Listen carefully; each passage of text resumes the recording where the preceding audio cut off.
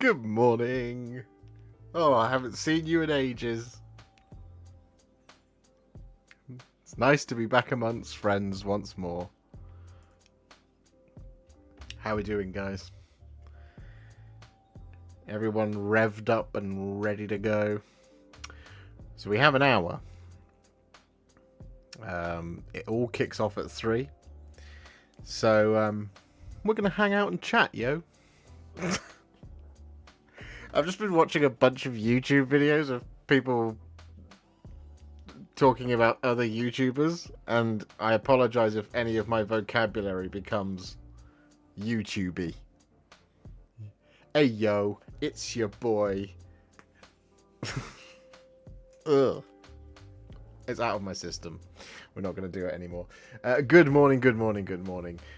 Good morning to the Grey Tide, NMR 1998, Star Pilot 94, Abdul, Al Hazred, the Pete McF, Yamail Angmar, Madison Schleif, I hope I've said that right, Philip Marks, James Matthias, good morning, Tough, I can't say your name, I'll get demonetized straight away, but Tough Guy, let's go with that, Lil Mayrose, Trent Hoff, The Rotbringer, Nectathar Rubexus, Fernando Porras, hi from Spain, hello. I'm not in Liam's stream because Liam is an old man who needs beauty sleep. He is. Good morning, Mr. Gwatkin. Have you just got up? Or are you yet to sleep? De Carlos Sanchez, hello. Greetings to you from across the other side of the pond, Lil May Rose. I've been watching Destiny 2 videos by Rick. No. It's YouTube just automatically plays stuff in the background for me, right? When I'm working, it just auto plays stuff. And because I consume a lot of content that isn't just Warhammer stuff, because sometimes when you're painting Warhammer all day, you don't want to like hear a bunch of videos about Warhammer. Occasionally you end up straying into slightly more mainstream areas of the internet. And so I was just listening to a video by a chap called Oompaville, and he's often talking about people who are just too streamy for their own good. So, you know, but don't worry, it won't infect the stream from me. It's 2 a.m. right now. It is indeed. It is 2 a.m. The Adepticon reveals will kick off in 56 minutes. And we shall be watching them together. Yeah.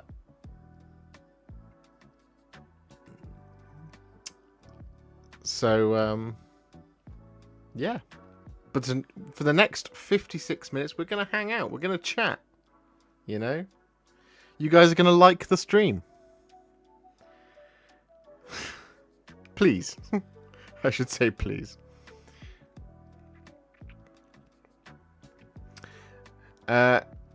Good morning from Germany. Just a question. Do you restream the show or just audio reaction? I restream the show. So the show will be up on the screen. What you'll see is you'll see something that looks vaguely like this. But like the Twitch stream will be in here in the black area. And then I'll be in the top corner, being all small, because the main thing is the Warhammer, right?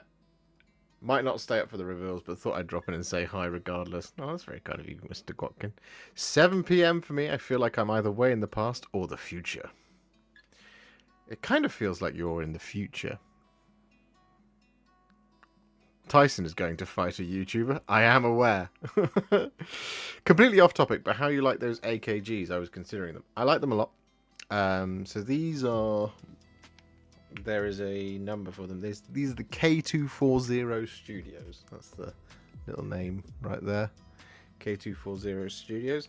One thing that's really nice about them is you've got a detachable lead. So if your lead breaks, you just get a new one. It's a teeny tiny little XLR. And that's great for me. Because I break the leads all the time. But they're good. They've got a nice response. They're not the best headphones in the world, but they're certainly nowhere near the worst. The music sounds lovely in my ears. 11 PM Canada. Good day for me. Awesome. Can we get you in the center while the presenters are on the screen? As in like this now? You want me whilst Eddie and whoever else it is are chatting? Might be Adam. Might be the classic dynamic duo. Eddie and Adam Troke. Chat and anticipate all the new Skavenses. Yes, Sarator. We might be getting new Skaven tonight. I don't know if we will. If they are indeed even real. Worst kept secret right now. Awesome, love your work. I'm new to the hobby since February and learned the most of it from your videos. Thank you so much. Oh, that's very, very kind of you. I'm going to try and pronounce your name. I hope I get it right. Toad's Pilot? I hope I said that right. 9 PM in Dallas. How are you doing, Mr. Hipster? Yeah, I'm doing all right. Just before this, I was highlighting Kroot. So I've done all the brown. I've done some of the black, and I've done all of the eyes. After that, I've just got all the skin to do. Skin and the metallics left to do. So, you know, it's not, like I said, there's not very much left to do on them.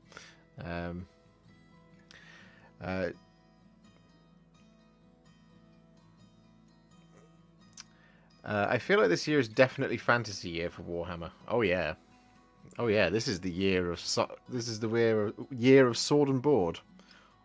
What was it called to me? Sandals and swords. This is the year of sandals and swords epics.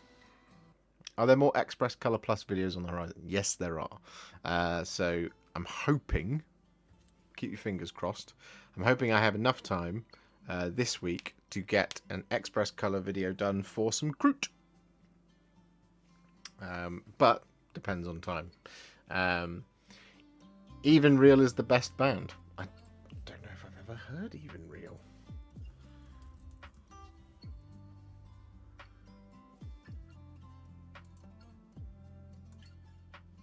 Unless I'm pronouncing that completely wrong.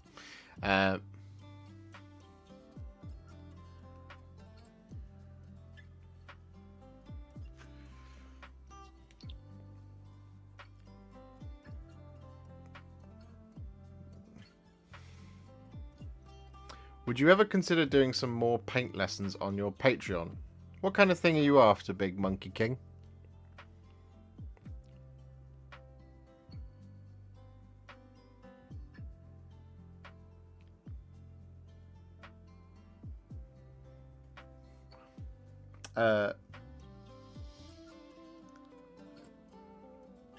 I'm not sure what they're going to do for Skaven. I suspect if Skaven is a thing, if Skaven is happening, I don't know if it's going to be directly tied to one clan.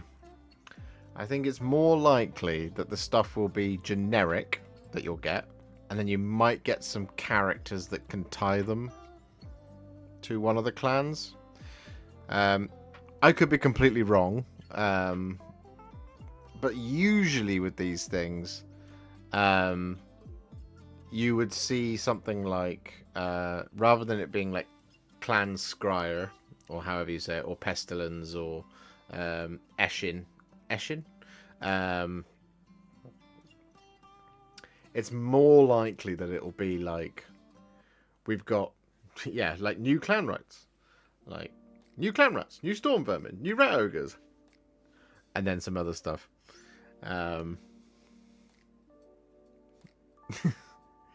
Cadia says hi. What are you doing on Cadia, James? It's dangerous there. It's a demon world. Best way to control paints with a brush, or how to spot paints from specific models. I see what you mean. I'll see what I can do.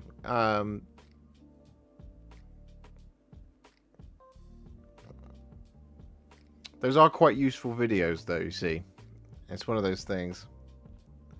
If I can get them done. Let me have a think, because those ones are always quite hard for me to figure out how to do them. if you see what I mean. Like, the theory is easy enough to talk about, but to actually represent it the best.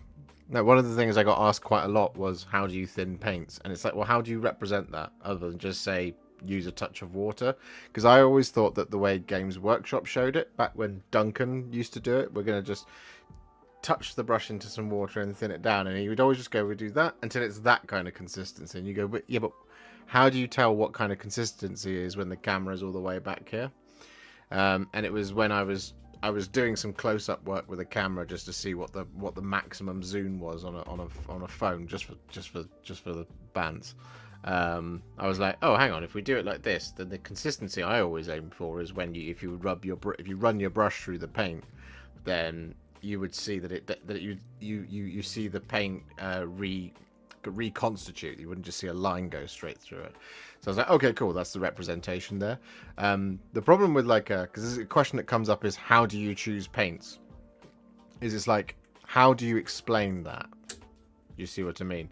Because I think there's two different questions that are going on there with the how do you choose paints. One is color theory, and that's more to do with if you're trying to figure out your own scheme. Like, if you're trying to come up with something that's effective for, like, let's say you want to paint your own homebrew Space Marine chapter, what colors do I choose? There's aspects of that which is color theory. So is there a video on color theory, or is there a how do I figure out what colors I use for my miniatures? And then the dumb answer is I look at the picture and then I try and replicate it, which doesn't feel like very helpful advice. So it's a case of just figuring out exactly how it is that is best teachable. It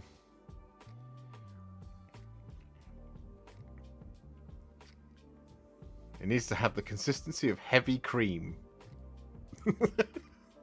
But what kind of heavy cream? Clotted cream? Devonshire cream?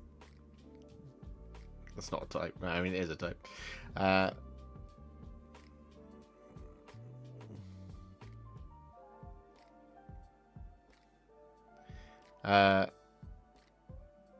Any reveals yet? No, not yet. In 46 minutes. This is the preamble. Hello, Castle Rock.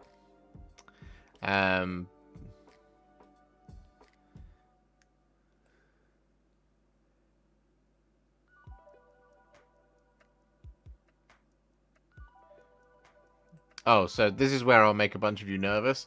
I never use test models. I do it on the model when I'm figuring out color schemes. And that is terrifying at times. Because you sometimes get a really big model, something like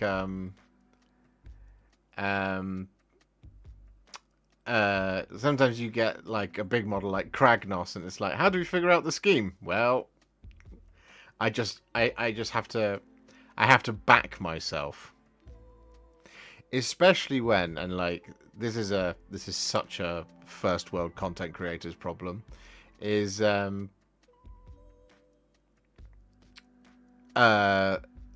when all you have is a picture on Warhammer Community of the front of a model, it is a massive challenge to figure out how to paint the bloody thing. Because sometimes they'll be like, hey, this new character's coming, and you're like, oh, okay, cool. And all you have is a picture of them from the front, and you're like, cool, what's the color of the cape on the outside? And sometimes all you have is this tiny little sliver, like on one side. You have this tiny little sliver of it to go, oh, it's red.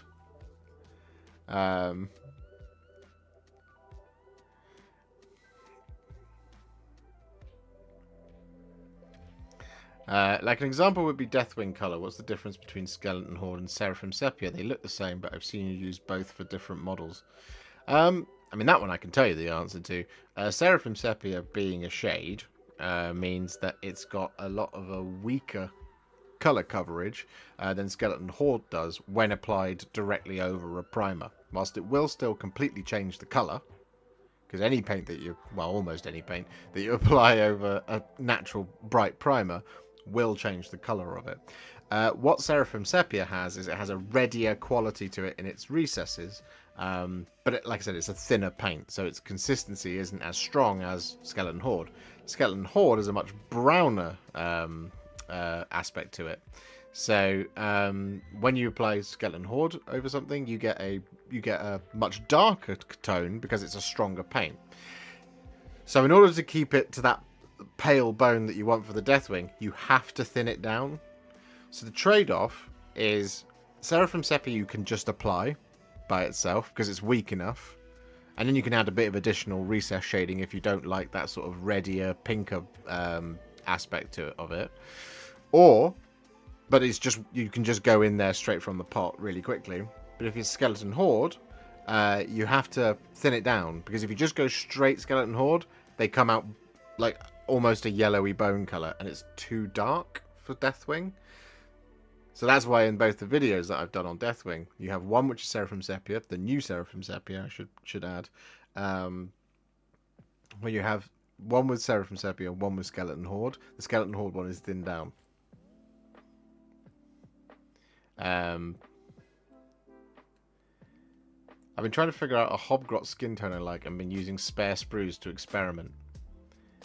Yeah, Hobgrots was a tough one for me, because I was not 100% certain that I was going to get that color.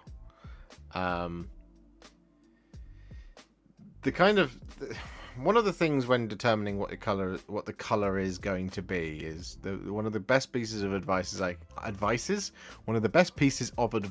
can give you is, when looking at pictures that Games Workshop does, look at the color of the highlights that they do. So when you look at something like black armor, is really easy, because when you look at black armor, if you look at the color of the highlights, that'll tell you what highlights to apply.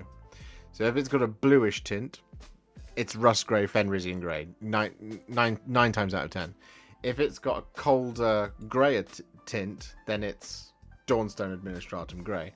If it's any other color, again, you can kind of get the picture. But sometimes, like, they'll do things like where they'll highlight stuff. They'll highlight black armor with like Temple Guard blue and Sotek green, stuff like that.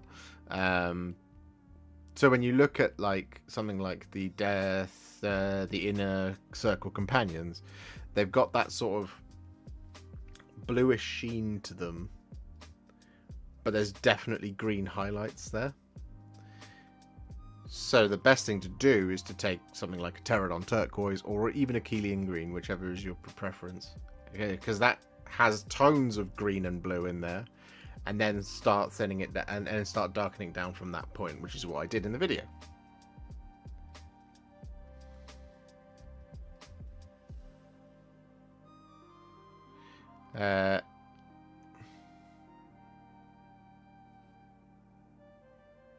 You could try, Pete. You could try just going for a flat yellow and then shading it with brown.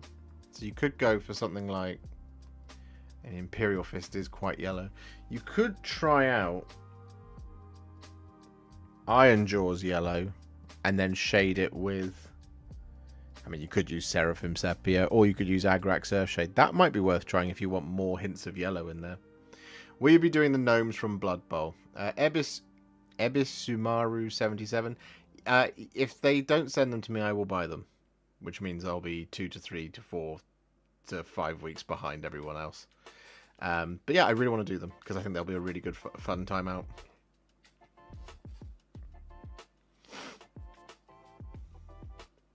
How do you feel about the Orcs and Goblins? We don't have much in common, but the Orcs and Goblins and I get along very well. Honestly, I wish we were closer. But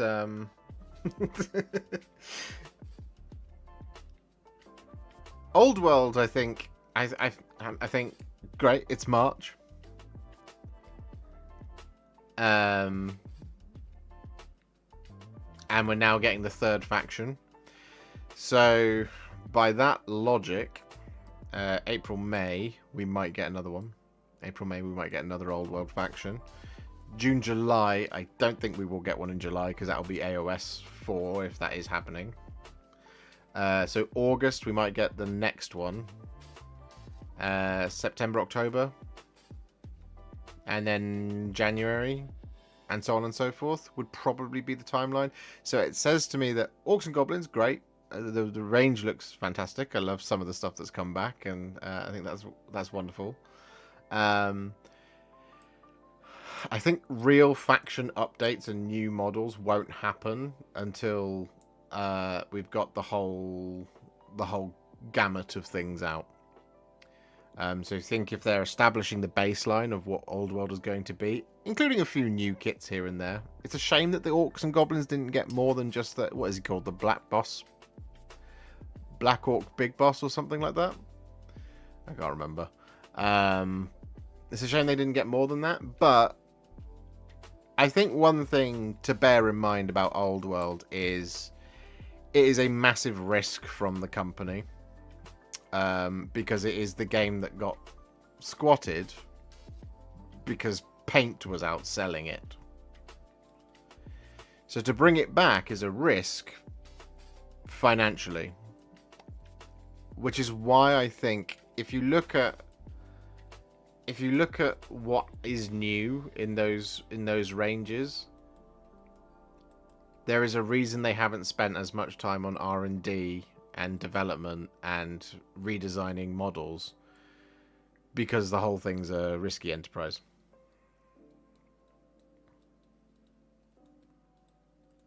Do you know what I mean? Because it's like, yeah, I mean, it's gonna be. Is it gonna have the same? Is it gonna do what Horus Heresy has done?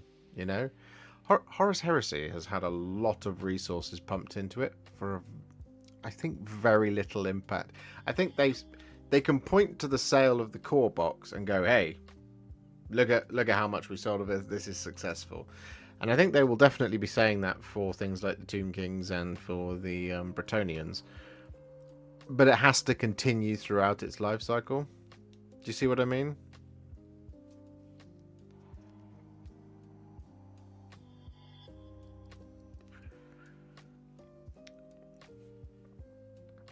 It's testing the water. If the thing was an absolute disaster, then, you know, they're not going to get any investment. And the game will be back, and then it will just be like, cool, it's back. Great, you might get a supplement every once in a while. But if it sells and it makes money, then they will do things like, I guarantee you they will do things like go, okay, so what we're going to do is we're going to redesign this range next.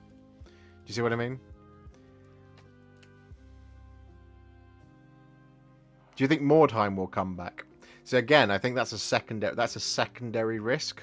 You have to see if Old World is successful.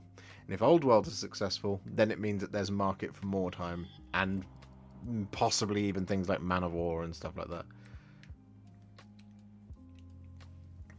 Hello, Forgefather Vulcan.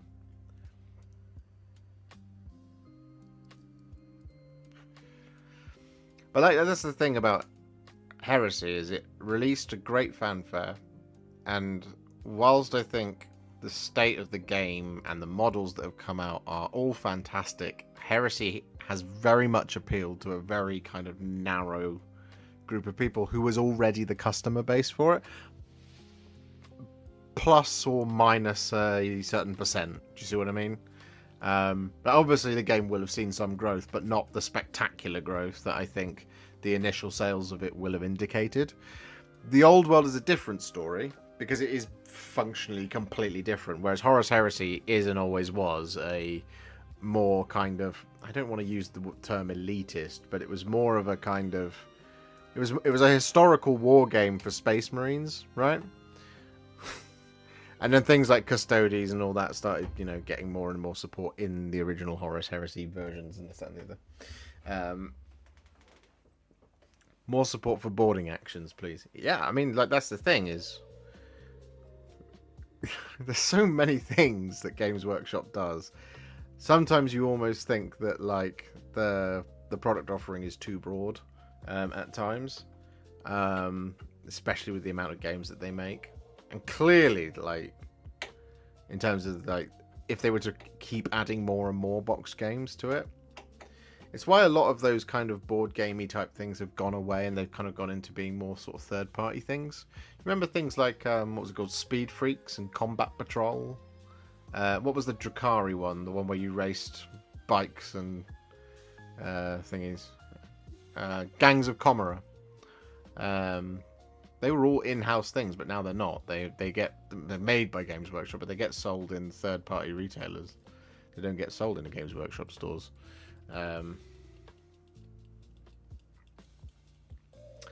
I saw a good question there. I'm talking about. What do you think is the perfect model for a beginner painter, not Space Marines or Stormcast? Oh, that's a really good, difficult question. The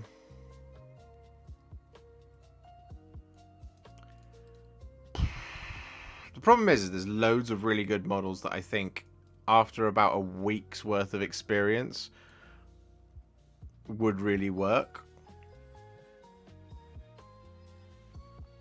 So I'll give you an example. Something like a Sylvaneth Dryad. It's a really great model for someone to learn to paint on, because they're very forgiving, because you can throw contrast paint at it and it'll look great, or you can just like spray it a color and then dry brush it and it'll look great, or you can painstakingly layer it up with base and layer paints and it'll look great. You know, the same thing. Thing happens all the way through with Sylvaneth.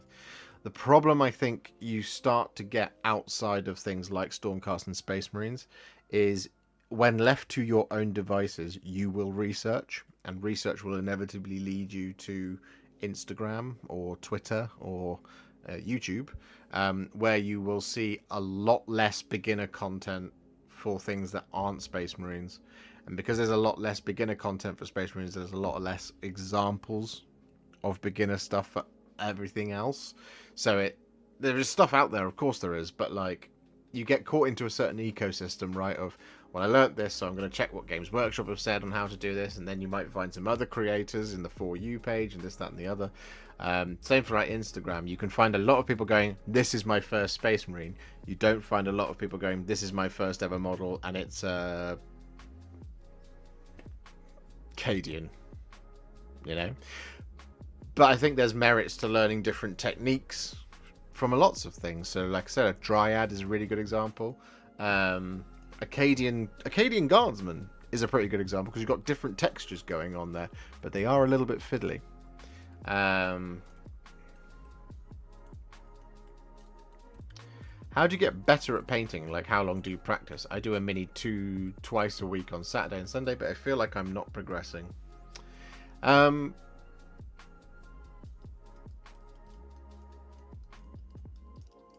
I think one of the pieces of advice I would give you for getting better at painting is, one, remember that you are your own worst critic.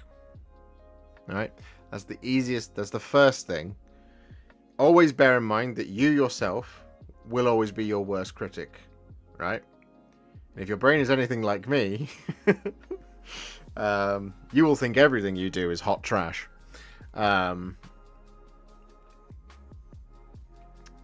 So first and foremost, you are your own worst critic. So whilst you might not be able to see the improvements, you definitely are improving all the time. Every time you pick up a new miniature to paint, you are improving every single time. The next piece of advice I'll give you is, do not be afraid to try new things. So like, you only get better at highlighting the more you try highlighting. You only get better at shading the more you try shading. That's not to say like, run before you can walk. It's not like go, oh, well, he said try new things, so I'm going to go and do object source lighting. By all means, if you're brave enough to do that, I salute you, because I'm not. But if you are brave enough to try that thing, then you can by all means go and do it. But like, practice is unfortunately the thing that makes perfect. I still think that I paint like a goblin, and I've been painting for, how old am I? 33. I started when I was 6. So 27 years. But clearly there has been some improvement. There's been improvement in the way I paint, even as I've been doing this, in this time that I've been doing YouTube. So, whilst the immediate results might not be initially visible to you, they definitely are. So always just bear that in mind. And just try and have confidence to practice new things, which will, in turn, level up your more basic skills. If that makes sense. But trust me, you are progressing. Like, there's no question of it. I haven't seen your models, but I know that you are. Do you play tabletop RPGs? I have done, and there are some more. I would like to play more. It's just finding the time. Dungeons and Dragons is probably the one I've played the most.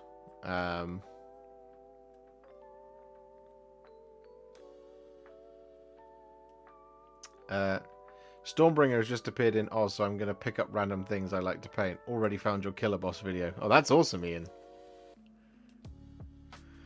What was the first mini that 6-year-old Warhipster painted, and do you still have it? I can tell you what it was. I don't know where it is, but one of my lovely patrons sent me a version of it, and I was able to repaint it as the me now. I'll go and get it. It was a classic metal Necron that came free in White Dwarf. Let me go and grab it.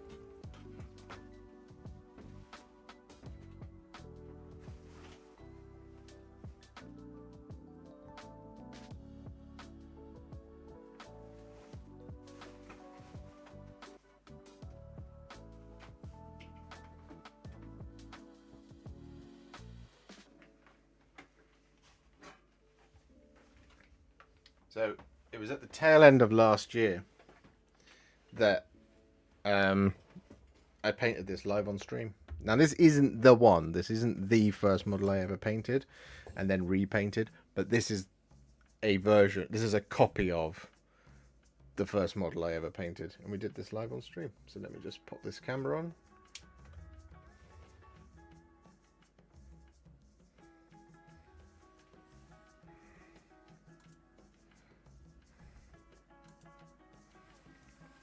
Here he is.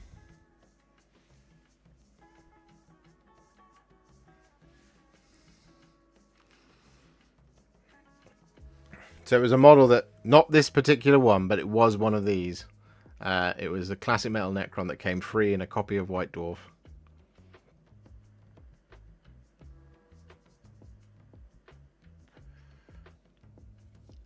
I painted this live on stream.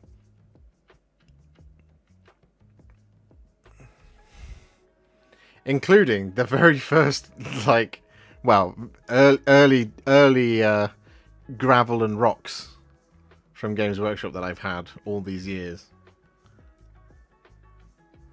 But that's the boy.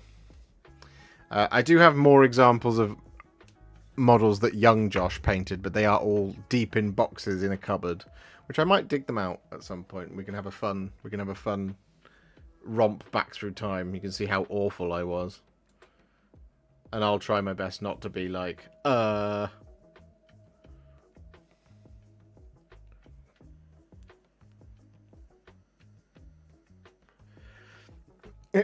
won't try and be like, yep, my painting's not improved from then, because that is my instinct. I will look at some, like, there was one where it was an old metal Aragorn model that I have, Aragorn the King LSR on horse, and I pulled it out of a box the other day and I was looking at it and I went, I'm not much better than this now. And I was like, that's insane. Clearly I am.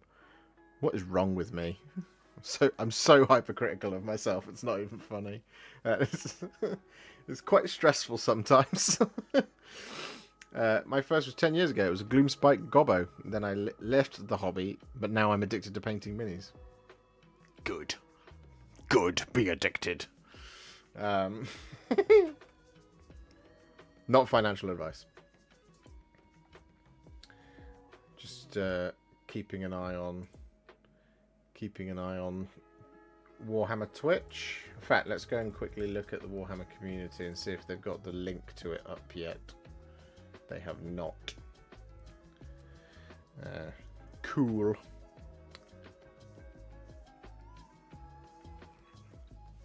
Never apologize. for bad English. I don't speak English good either. And people always call me out in my videos when I don't do it.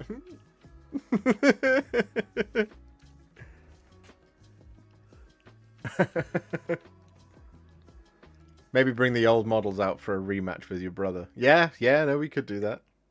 I think I've got all of his old. Well, to be fair, most of the models were mine anyway, especially Lord of the Rings. I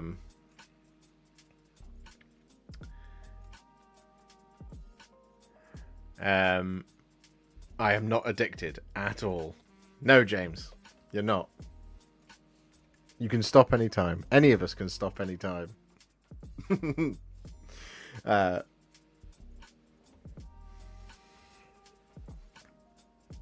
I really want to get a Sons of Bahamut army for AOS. It's funny you should mention that, because I've got King Brod right here. People are asking me earlier on, how do I store my models? Like this! Hey!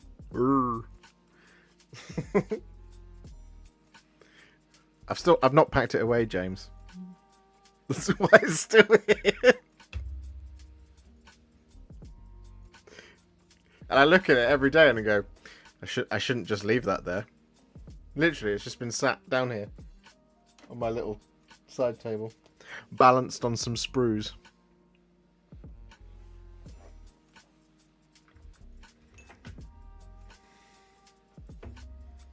I'm saving my addiction funds for the new Dark Oath box. Oh, grumbling dad. Oh. Do you know, I was making the thumbnails earlier today, and I pulled up my Photoshop document that I use as my template. And I was like, oh, I forgot about the Dark Oath box because I had it there on the screen. I hadn't deleted it. And I was like, oh god, where is that? When is that? That is perfect behavior.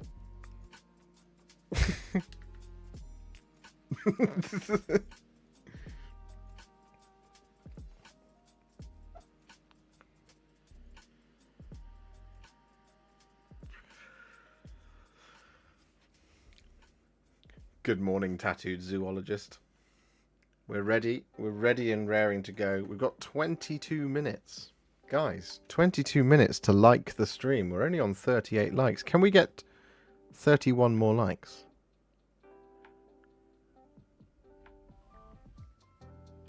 That would be that's a free way to support me.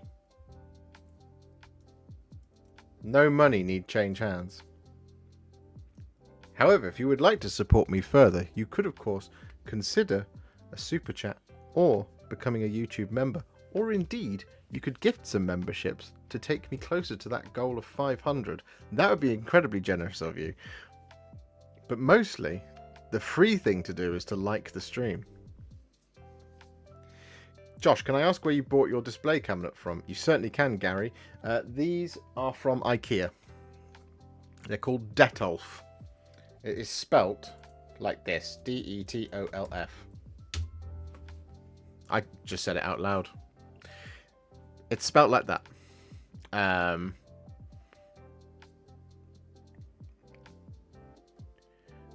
Joe Gooden. Wanted to do a bit of painting, but my cat is being a stage 5 clinger, so I can't. Joe, I'm jealous of your cat. I'm jealous of everybody who has a cat. If ever we meet in person and my lovely partner Alice is with me, if you ask her how many times I ask her if we can have cats a day, she will tell you it is an uncomfortable amount. Just this afternoon when she came home, I was asking her if we could get a cat, and she said, "You know why we can't get a cat? Because our landlord won't let us have a cat." And I said, "I understand that, but rules are meant to be broken. Where are the cats?" I love cats. Cats are my favourite. We had a cat growing up. Her name was Jess. We had a cat before that as well, whose name was Grapefruit. Oh, James.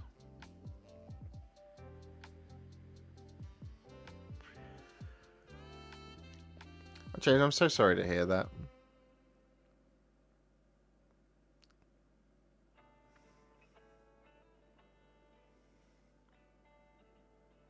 I'm so sorry to hear that.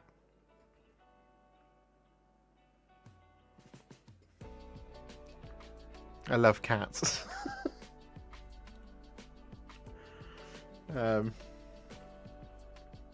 Oh, always share pictures of cats. I always look at the pets, the Pets Are Us channel. It's one of the best things ever. So many people have lovely puppers, lovely kittens, wonderful. It's my favourite thing. It's an endless it's an endless stream of joy for me, that one.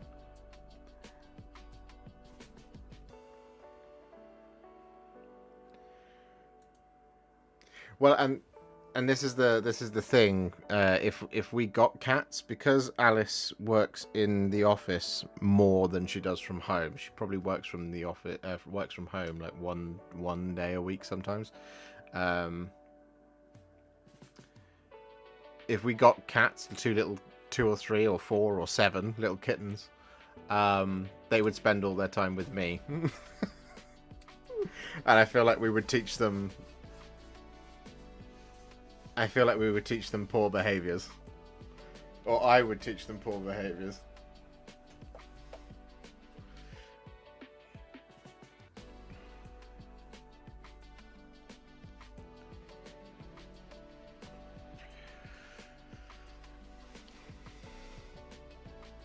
What would you do if GW introduced a cat-like faction? Probably die inside a little bit from the overload of cuteness.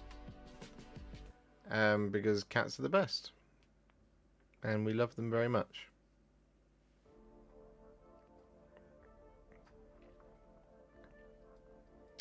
Let's see if the stream is nearly ready.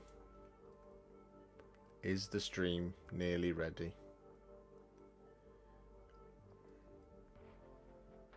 Oh, if I press play on this, is it? Shush. No. It's not here yet. Oh. Okay. It looks like they are now streaming.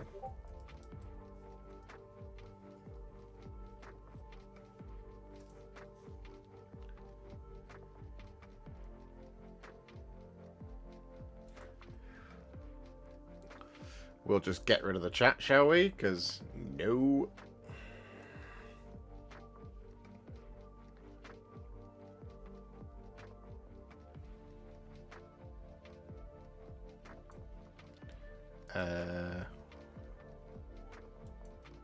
Just close that. Go. At the moment, getting getting an advert for Gillette, the best a man can get. Okay. We don't need this camera to be on anymore, so let's save some electricity.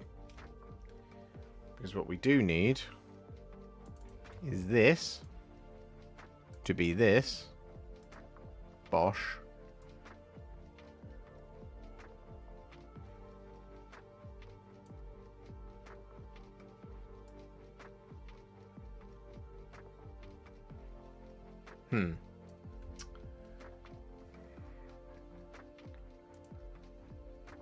That'll do for the moment. I'll play with that in a minute. We encountered flying bugs and helldivers tonight. No. No. No. If they'll reveal anything on Thousand Suns or Gene and steal a cult, I will be a proper human tripod tonight. I mean, fingers crossed. Although, signs are pointing towards it being Chaos Space Marines. We'll probably get the announcement today, because they're the last ones on the row map that we know of, who haven't had any reveals yet. Immortality is a curse. So Sigmar lied then. This is about Stormcast.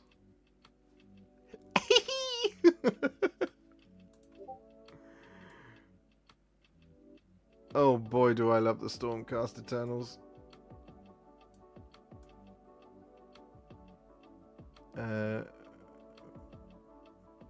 Maybe that will do. Hang on a minute. I need a bigger screen for this. So what we'll do is we'll actually just minimize these.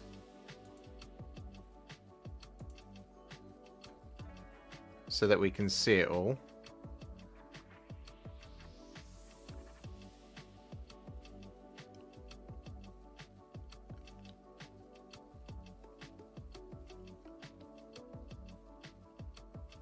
I can't quite tell where the... I think that will do. Yeah. Okay. I think we're ready. Are you ready?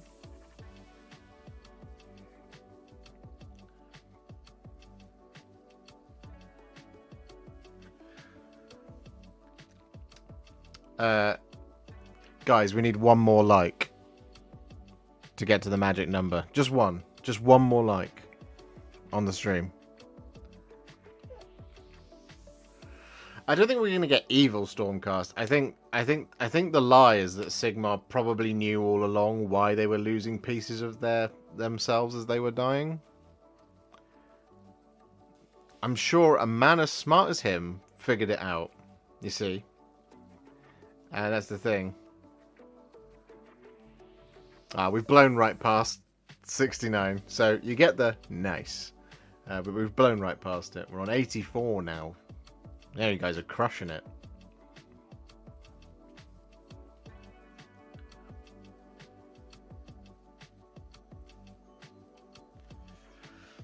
I think the lie is the claim that Azir was safe. Yeah. Yeah, that could also be the lie. I think there's many lies that Sigmar has told. He's not proven himself particularly trustworthy to his allies. Teclis was very cross at him because of the Storm Bolts. You know, those were learning machines that Teclis spent hours on and then handed them over, and then Sigmar was like, cool, I can use these to lock things in a prison. So he did that instead.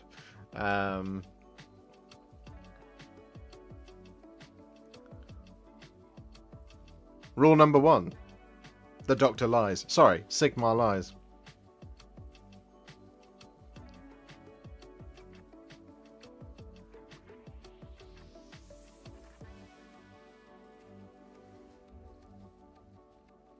Sigmar lied about taking the chicken out to defrost.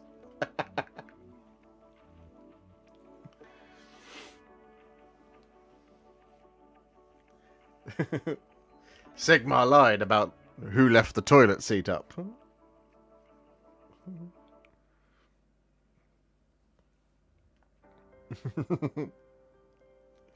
Sigmar lied about who broke the vase. Or vase. Sigmar lied about his opinion on pineapple on pizza.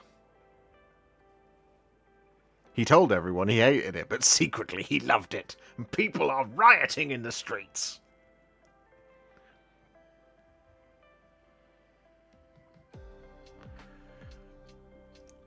Sigmar lied about who let the dogs out.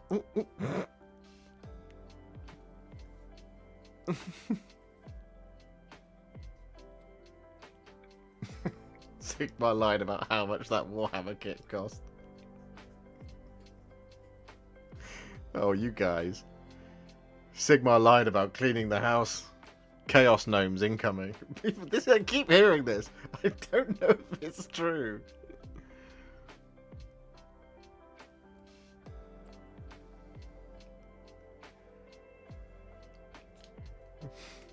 Sigmar lied about needing the brush cleaning plate to be broken. No, that was Warhipster. And at no point did I say it needed to be broken. I just use a broken plate. And I cut myself for my hubris.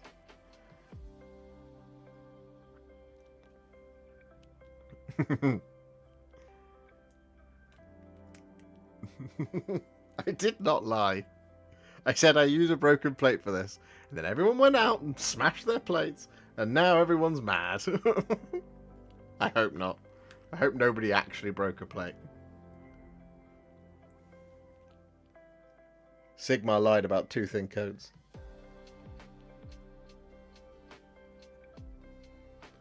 Sigmar lied about simplified, not simple.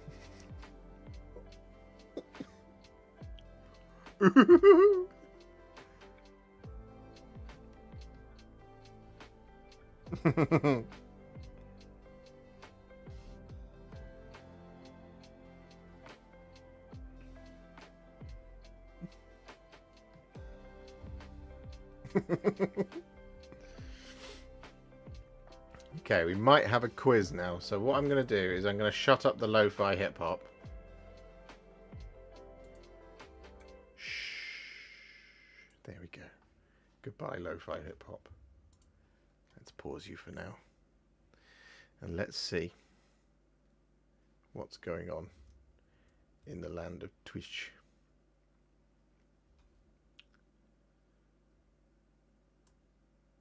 Oh, no. No, that was incorrect.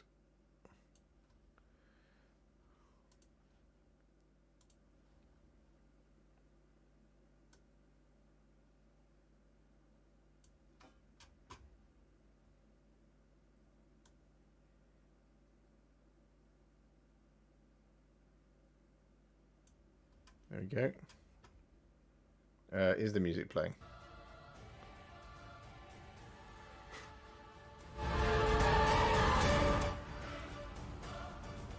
Yes, and it's copyrighted music. So Josh just lost his money from ads. Good work, Warhipster, if that is your real name. More like Dumb Hipster.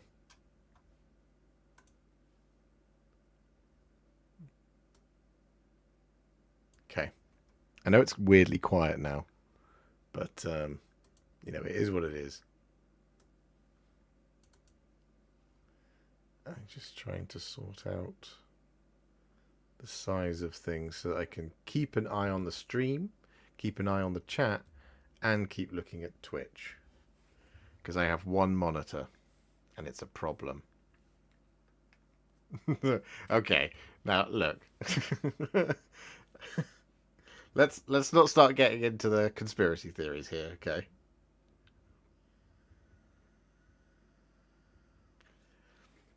Sigmar lied about playing uncopyrighted music. Is this going to be the theme of tonight's reveals? Sigmar lied about insert things here. Sigmar lied about Eddie Eccles.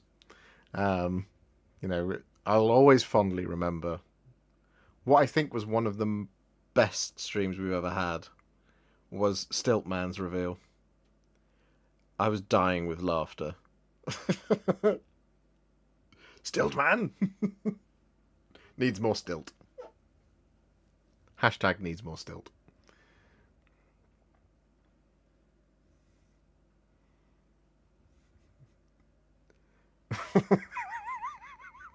Sigmar lied about where Kate Middleton is. Okay. Oh, good lord. You guys are killing me. Oh, it's going to do this thing, isn't it? Where it just loses focus every single time when I'm not here. So that's going to be fun.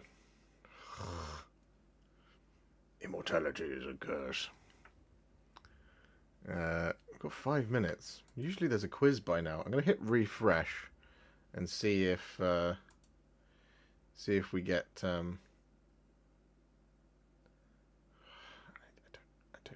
don't want this ad for Gillette, the best a man can get. There you go. Free advert there. Gillette.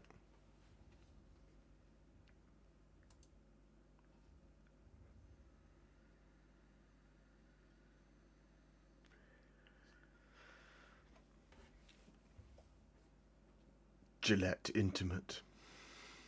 No, we don't. We don't get a quiz. Sigmar clearly lied about the best the man can get. Sigmar lied about Vicious Goose saying it's 8 PM here in Cali.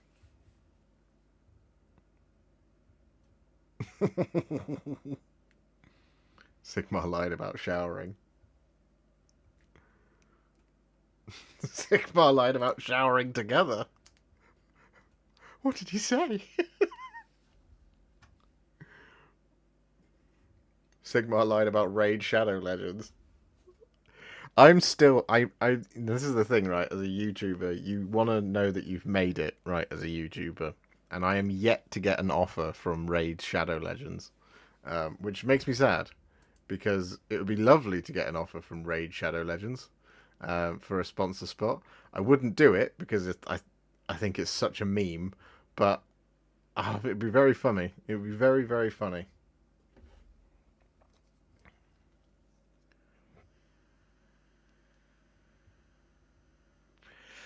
Gillette obviously preaching to the wrong person with you, Josh. Indeed. Indeed. Who is the next Horus Heresy Primarch? Valrak says, or Angron. What do you think?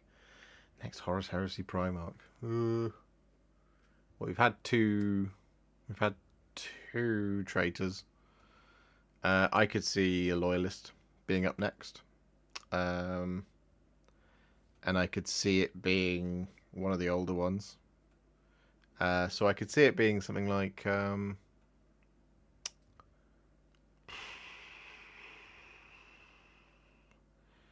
not Ferrus, although Ferrus Manus would be a decent shout. What I think they'll go for is giving them a kind of mid or sort of late heresy vibe for the loyalists. So you could see it being someone like Vulcan, maybe, although he's not that old really as a model. Korax model's quite old now. The Dawn model's not old enough yet, Jack. You're using my tutorial for the steel helms. That's awesome, Mike.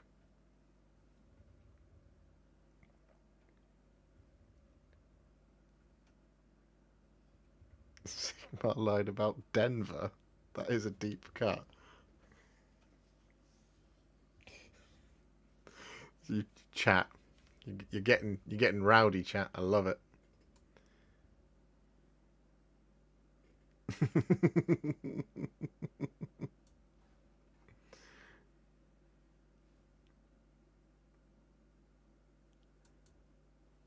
Sigmar lied about Santa Claus. Sigmar lied about the Tooth Fairy.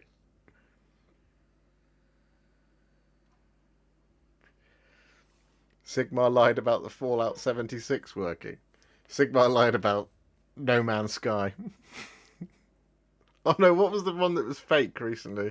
Sigmar lied about the day before. Is it called the day before? Why do I feel like the stream is frozen? I'm going to refresh one more time. We'll get another advert for Gillette. Guarantee you. Oh no.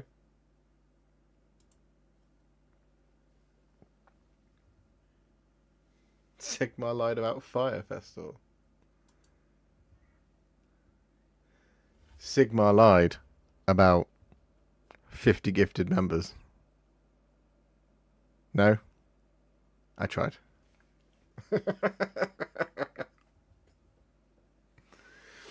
Sigmar lied about liking the stream. Don't be like Sigmar and like the stream.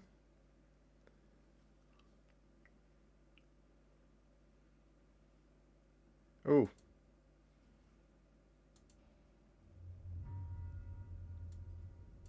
Straight in. Hello and welcome to the Adepticon Preview Show 2024. My name's Lewis and I'll be your host for this brand new show, bringing you all the latest releases from the Warhammer universe. We've got announcements from Warhammer Age of Sigmar, Warhammer 40,000, Warcry, Warhammer Underworlds, Warhammer The Old World, Kill Team, and loads more. There's certainly something for everyone, and with that in mind, we've called in our top team of Warhammer presenters to talk to the fabulous people at the studios to give you the lowdown on what's on the way for your favourite games systems. And boy, have they been busy. So, without further ado, let's get started with our first reveal. I think this is pre-recorded, guys. Hey!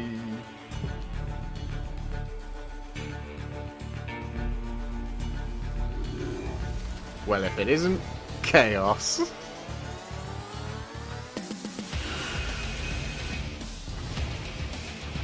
That's a sick beat. Dread Talons. Chaos Sword with jump pack. Like... Oh.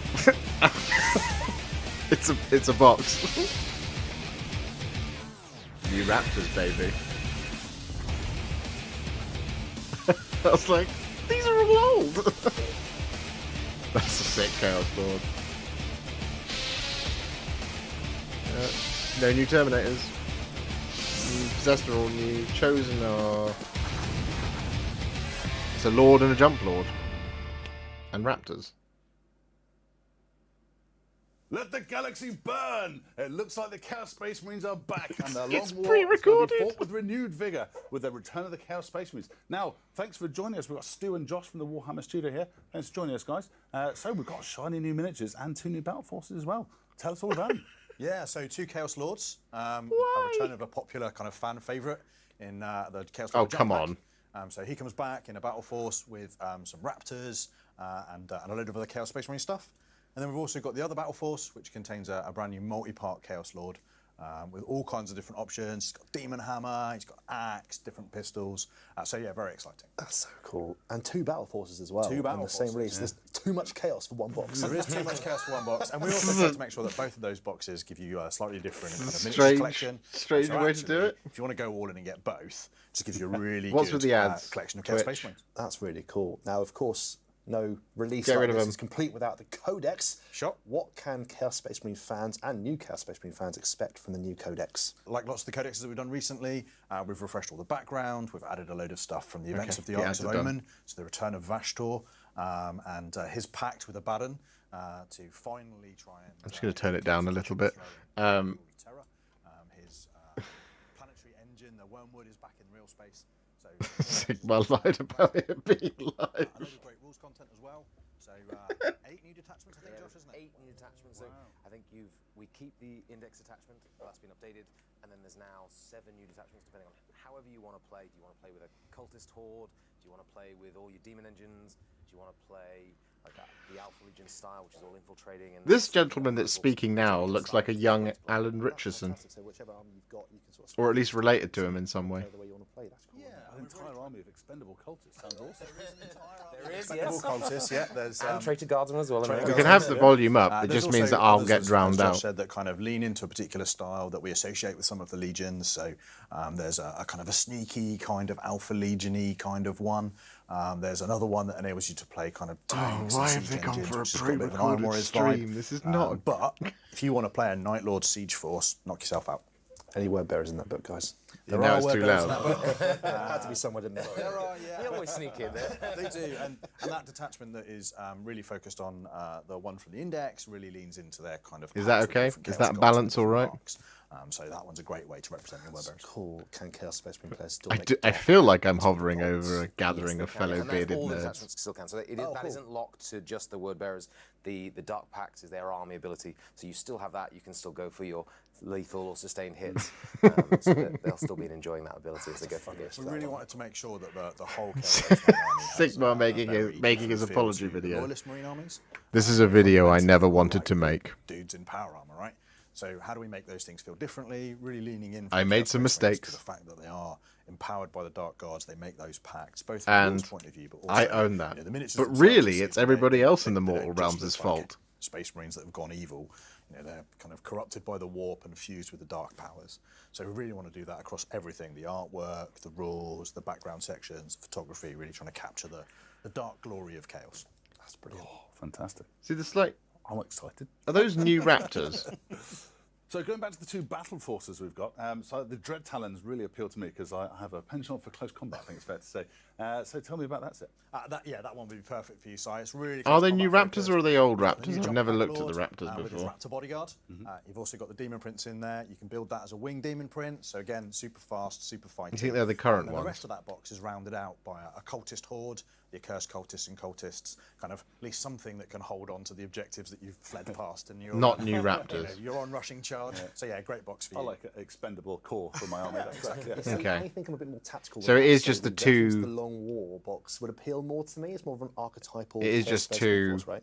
Yeah, so that one you have your new Chaos Lord on foot, characters, and then Chaos you've got Lord the Legionaries in there, which you can and join, Jump or you Lord. can join his Chosen as his elite bodyguard, and then you've got that Anvil Hammer unit with the Terminators Okay.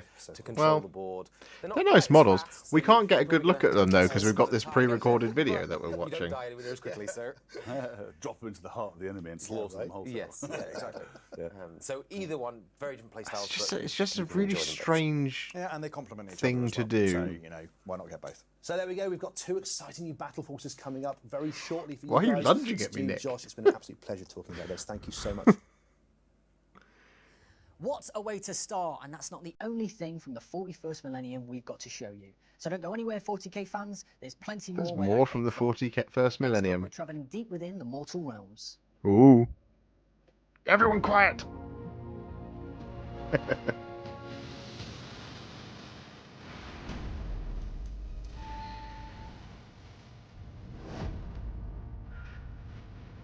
A new Warcry box set.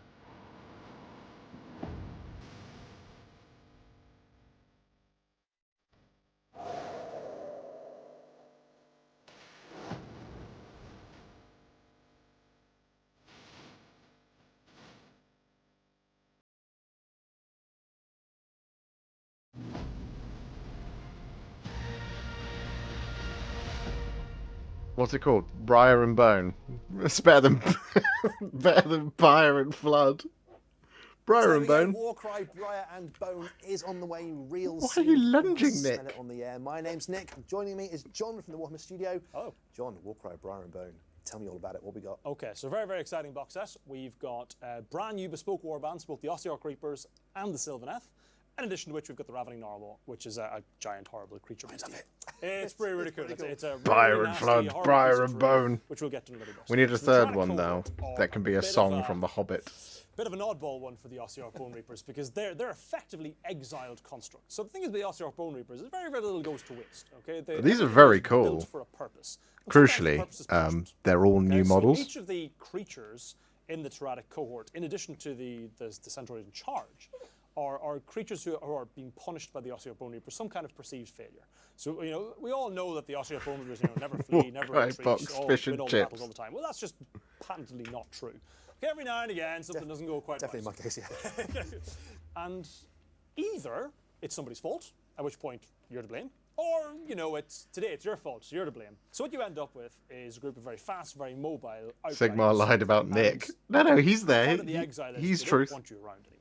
Okay, so these creatures get sent out into the very, very outer wilds of the various different mortal realms. Just Gale In this from Baldur's instance, Gate the 3. warband has ended up in the Narwood because I would do my Gale impression, but it's not very good. And the Ossiarch Bone Reapers are already starting to twitch a little bit because of the vast amounts of beast bone that they'll be made from. And these are no exception. So they're crazed, ferocious, feral, but they've also got a certain element of clinical, death-like emotionless about them as well. So they're a warband of paradoxes. It's very, very cool. And the models are fantastic. The models are very, very cool. Have you noticed the single eye? Oh, yeah, that's great. Yeah. So that's effectively the hook there is with the eyes of Catacross. So not Catacross himself specifically looking through them, but their masters can just see through their eyes because they're effectively outriders. These are cool. So the Centaroid is in charge of all this, Oh. and it's his job to kind of keep everything in line. That's and a very make sure we pretty put model. things into the right place and get things going where they're supposed to be. And the warband itself has a unique mechanic which doesn't exist in other warbands across Warcry yet, which is quite cool. So we're trying to investigate different ways of applying resources that everyone's familiar with in very different ways. So what they get to do is they get to spend wild dice when they're using their abilities in order to empower them. So you get a short-term reward, and the opportunity cost there is that later on you're not going to have that wild dice to get initiative or boost it triple into a quad, whatever it might be. That's very much Fish and Gits is too good for GW. They're quite powerful individually. Certainly the two bodyguards. Fire and are Flood. Very strong. They're pretty decent fighters overall. Briar and The Bone. other fighters in the warband, the Bone Beasts and the Harpies, they're not quite so powerful, but obviously they make up for that by just sheer mobility and being able to support your other fighters in their attacks. And we've got a Sylvaneth warband in the box as well, the Twist Wheels. Yeah, absolutely. Tell Very, me very about exciting. those. Okay. so Twist Twist Wheels are Wheeled. really, really cool. So their background is that each and every one of them is infected. Okay, they are not regular Sylvaneth at all. They've got a horrible infection which is corrupting them from the inside out. And one of the reasons they're called the Twist Wheel is because the Alariel's Song of Life, they hear it in a very, very different way. It's all corrupt to them. The strains are all very different, so they don't quite interact with them the same way. And what they're doing is they're trying to get back to That's Alariel interesting for the Sylvaneth. So the Swarm Sage in particular has dedicated themselves to trying to cure the twist wheel of their corruption, and obviously expose themselves to it as well. And the danger is there that you get cut off from the Song of Life completely, and you end up with this horrible warp-twisted creature. And no one really knows what happens there. But what the Swarm Sage is effectively doing is they're oozing out the so corruption. pretty. You can see it on the models themselves. And the Swarm Sage uses its little crazy swarm stuff to just chew They're off so very, very pretty. the corruption and literally tear it out of their flesh. And it hurts. It's rubbish.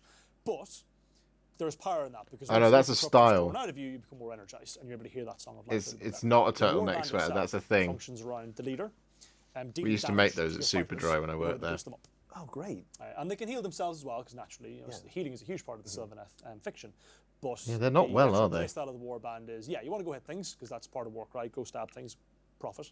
But at the same time, you need to manage your fighters who are quite fragile very, very carefully, otherwise they'll fall over dead by the time you boosted them up.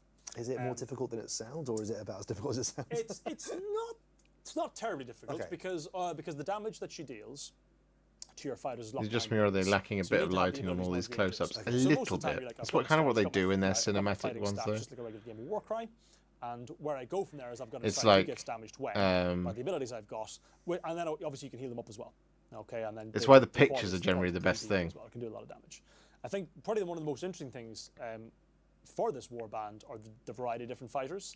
So you've got some corrupted Did dryads in there, Sigmar lie about the bees? Well, the bees are going dryads, extinct. But again, they've got the horrible corruption. It's actually a lot stronger and a lot tougher. Sigmar lied about the dryads. wasps. And you've also got some tree revenants in there as well, with a variety of weapons you've not seen before. So there's a tree revenant there with quite a large bow. I wish we had the PowerPoint slides, Lil May Rose. Because it's damage done in a very, very PowerPoint different way. slides are Ranged good damage because is it means very, I very can different I way can we normally offer would my work, right? opinion And then you've got some fighters instead of quite tough. talking You've over got the people who Sylvan actually know what they're talking so about. there's 5 fighters in there with shields, which is quite good. You and see? the spear gives you extra bit of reach. And then of course there's Why the, isn't things easy for corrupted streamers? Spite revenant with the Briar Lash hand. The terrain which piece is particularly slick. If you get them in the right place at the right time. Now, John, this box also comes with what must be my favourite terrain piece from Warcry for a long time, the Ravening Gnarlmore. Tell me all about it. Well, you've chosen a good Oh, one to compare. Ghostbusters Frozen Empire, One of the guys, more book your premium tickets pieces now. so far. Twitch needs you to know. Ravening Gnarlmore is a terrifying piece of kit. So it's like any other Gnarloak. It's a giant predatory flesh tree. It that does burrows look into you, marvellous. drinks your blood, and then hangs you from its branches to just slowly drain the life out of you. Man, or goes just an awful kills you. place. It's horrific. Now, these things are terrifying, and the Gnarlwood is full of them.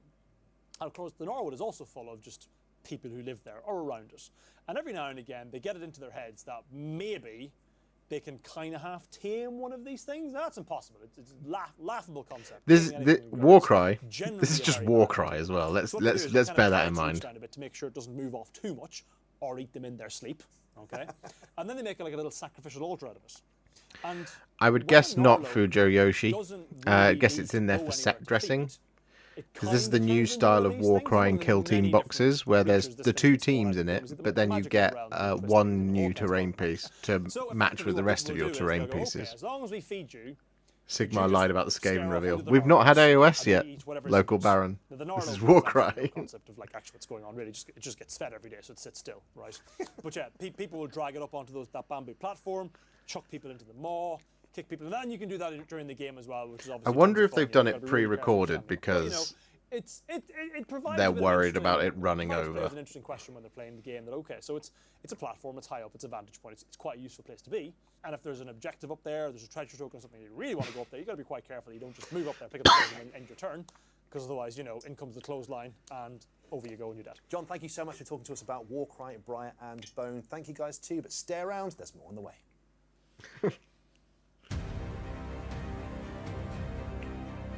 Underworlds.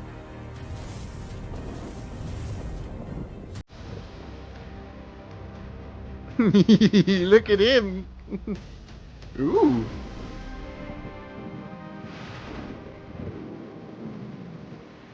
Is that two men in a trench coat?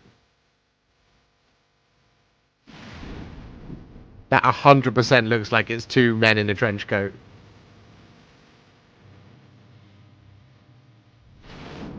I mean, you know me, ghouls. I'm down to clown.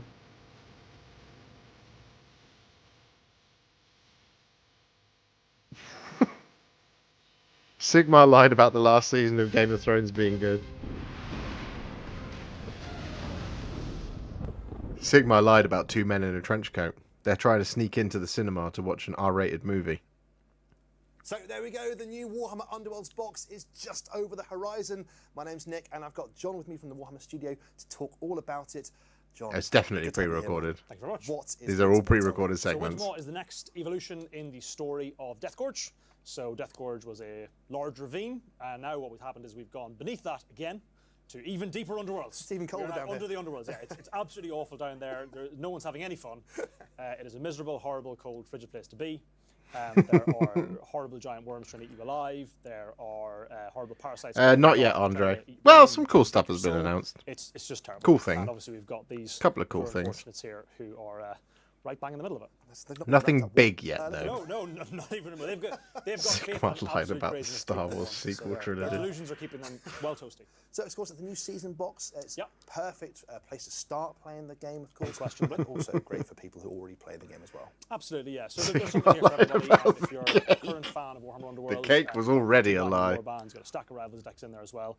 Loads of different play styles, loads of cool new mechanics to engage with. And if you're brand new to the game, again, it's absolutely perfect. You've got everything in there you need to play the game. You've got your rule book, you've got warbands, you can play against somebody else. These are Then you sick. get the Look, box set, you can that's just play definitely against two men someone. in a trench And coat. they've all got Rivals decks. So there's plenty of like replayability in there as well. You can swap Rivals decks around, you can do Nemesis, you can do Rivals, whatever you like. So loads to get stuck into there. Now, we've got to talk about the miniatures in this box because they oh yeah. are just brilliant. There's No, two I don't think we brand will. new The Brass warbands in Citadel. here. Tell us about them, John. What we got? So where would you like to start? It's Would too you like to early start yet. with The delusional flesh. They've probably only just started writing it, to be fair. Arguably just as delusional Brethren of the Bolt. We'll start with the slightly more delusional ones. Slightly more delusional ones. All right, Yeah. so we'll go for the Flesh of the Courts. So this particular warband, their whole shtick is walking up to enemy fighters and whacking lumps off them with their massive cleavers and chains and hooks and all the rest of it, and preparing the meat in the perfect way to serve their lord. And they're broadly speaking, They look an very Agri-style brick- warbands, that's so that means awesome. people who That's understand the also term, is awesome. They're all about getting stuck up in your face. That's and also shanking awesome. you with all the horrible rusty cleavers and spikes that they've got attached to themselves. And the way this warband functions, which is very different, is that there's no recursion. People don't come back to life. So ordinarily what would happen is as soon as you kill a ghoul, 3 more to replace them. However, these are all very, very highly trained chefs, right? They're the absolute peak of their art. So they're not very easy to replace. And as a result, you only get what you start with. Okay, so they sound absolutely disgusting, but on the other side of rancid. the board, we've got the Brethren of the Bolt. Correct. Who True. are these guys? They gave us an Okay, so Brethren FEC of the cooking Bolt warband. are, That is exactly they're what they obviously apparently Sigmar have given faction. us. Broadly speaking, they're all human. For now. Mileage may vary. And they are effectively the worshippers of Sigmar. They're the crazy flagellant side of things. However, Oh. they have a very, very They're loyal. alignment in the sense that they've all been in some way, shape, or form struck by lightning. It's definitely two Some men of in a them trench believe that coat. they were intentionally struck by Look, Sigmar you can see a little lightning. foot. Some of them were just hitting the head really hard. But they've all got some kind of interaction with the Azerian heavenly divine lightning in some way, shape, or form. And they do a couple of unique things. There's 2 really big ones. That I like to FEC talk is about, Flesh which is Eater that Courts. The first one is they all start inspired because they start with this kind of etheric charge attached to them. Every time they blast you with their divine tasers, what happens is Me all too, that charge Jasmine. comes out of them, nukes whatever's in front of you, and then all the lightning goes away. At which I point really you wanna can paint charge. these. They're So all what happens really is, pretty. As you fight through, you can fight through your fighters. So which can increase the range of your melee attack actions, which is really, really good. So it means you're never really quite safe as the opponent. You've really got to play around them very carefully. But effectively, whenever you tase an enemy through one of your friends, they inspire again and they get charged up, which is great. They're a lot of fun to play. They're quite hilarious. Some of the cards are very funny too. They've cut So this for the time. Ultimate box doesn't just come with those warbands, it also comes with 2 Rivals decks that anyone can use for any warband. Tell us about those. Absolutely. So, Michelin Morgaunt. Again, really good incentive to get the box out if you don't even collect these warbands. And of course, when you're playing them, you can swap them around as much as you like. So we'll start with Rhymeworm's Bite, which is effectively an environmental disaster deck. So these horrible giant worms just come plowing through there the we board, go. just devour everything in their path. And what the deck allows you to do is not necessarily manipulate them, but effectively get out of the way first. Gordon There's a Ramsay second is Rivals deck in there as well called the spot Hungering on the Pete Parasite deck, McCaff. which is really unique, isn't it? That's How's it work? fantastic. Okay, so the Hungering Parasite is a tiny little fragment of the God Beast Krakatoa, which is this horrible big amorphous Hello, glob good to see goo you. thing.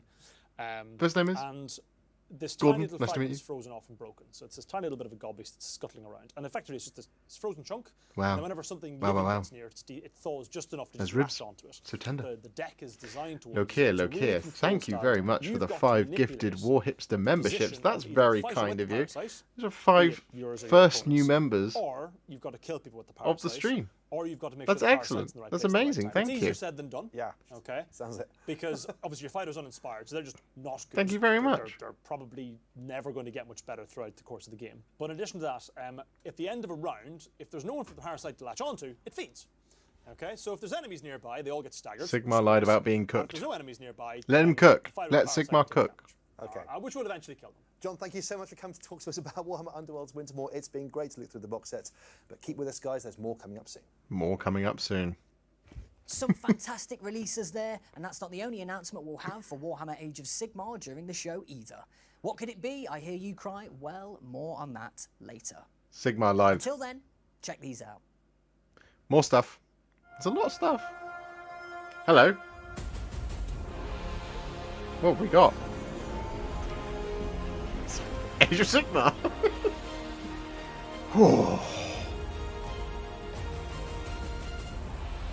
Oh Lord. Oh my goodness me. What?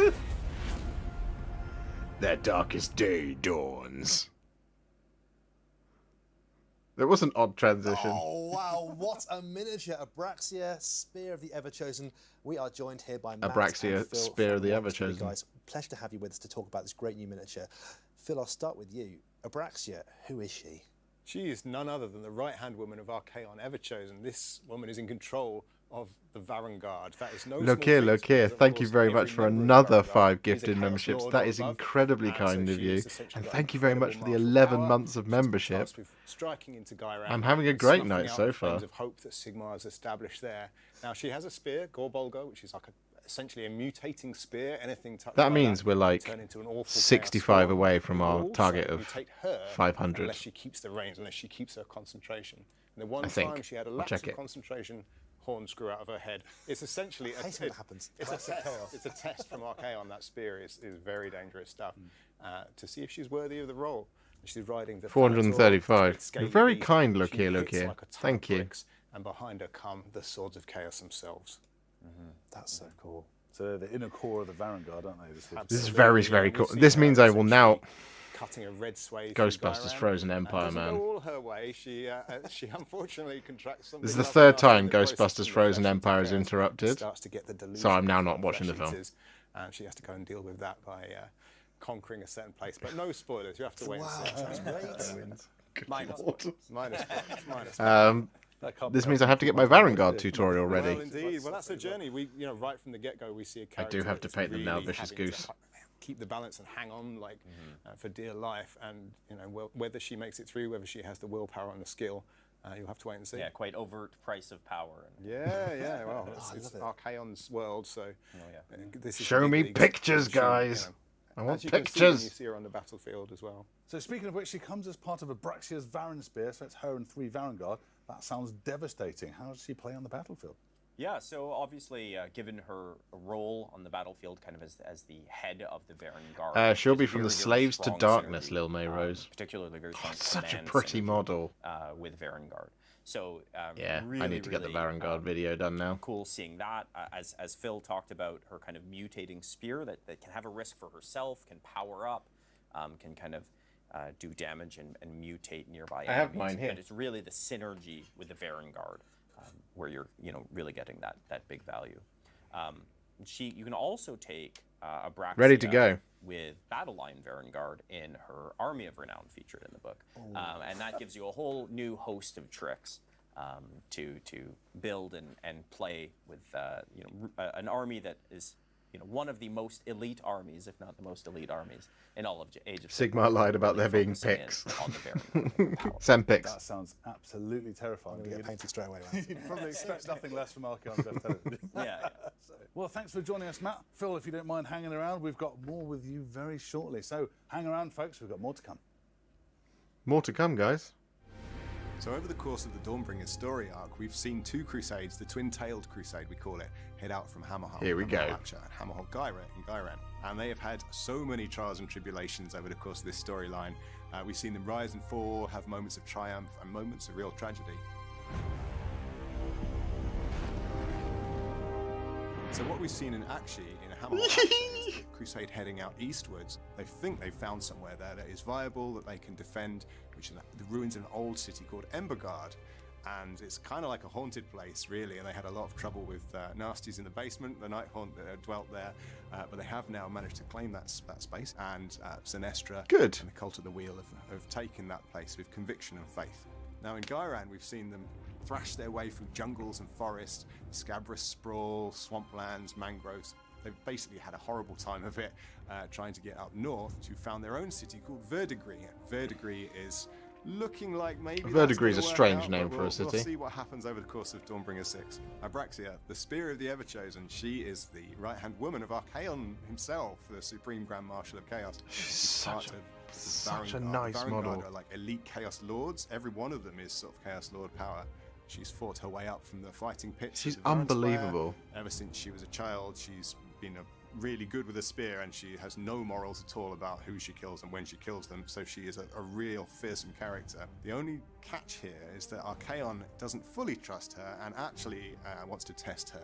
So he's given her the spear Well, it's called chaos. Olga, this magic spear, and although it mutates everything it touches, so all you need to do is scratch your enemy and then they devolve into a horrible spawn thing, it can also do that to the wielder if the wielder loses their concentration.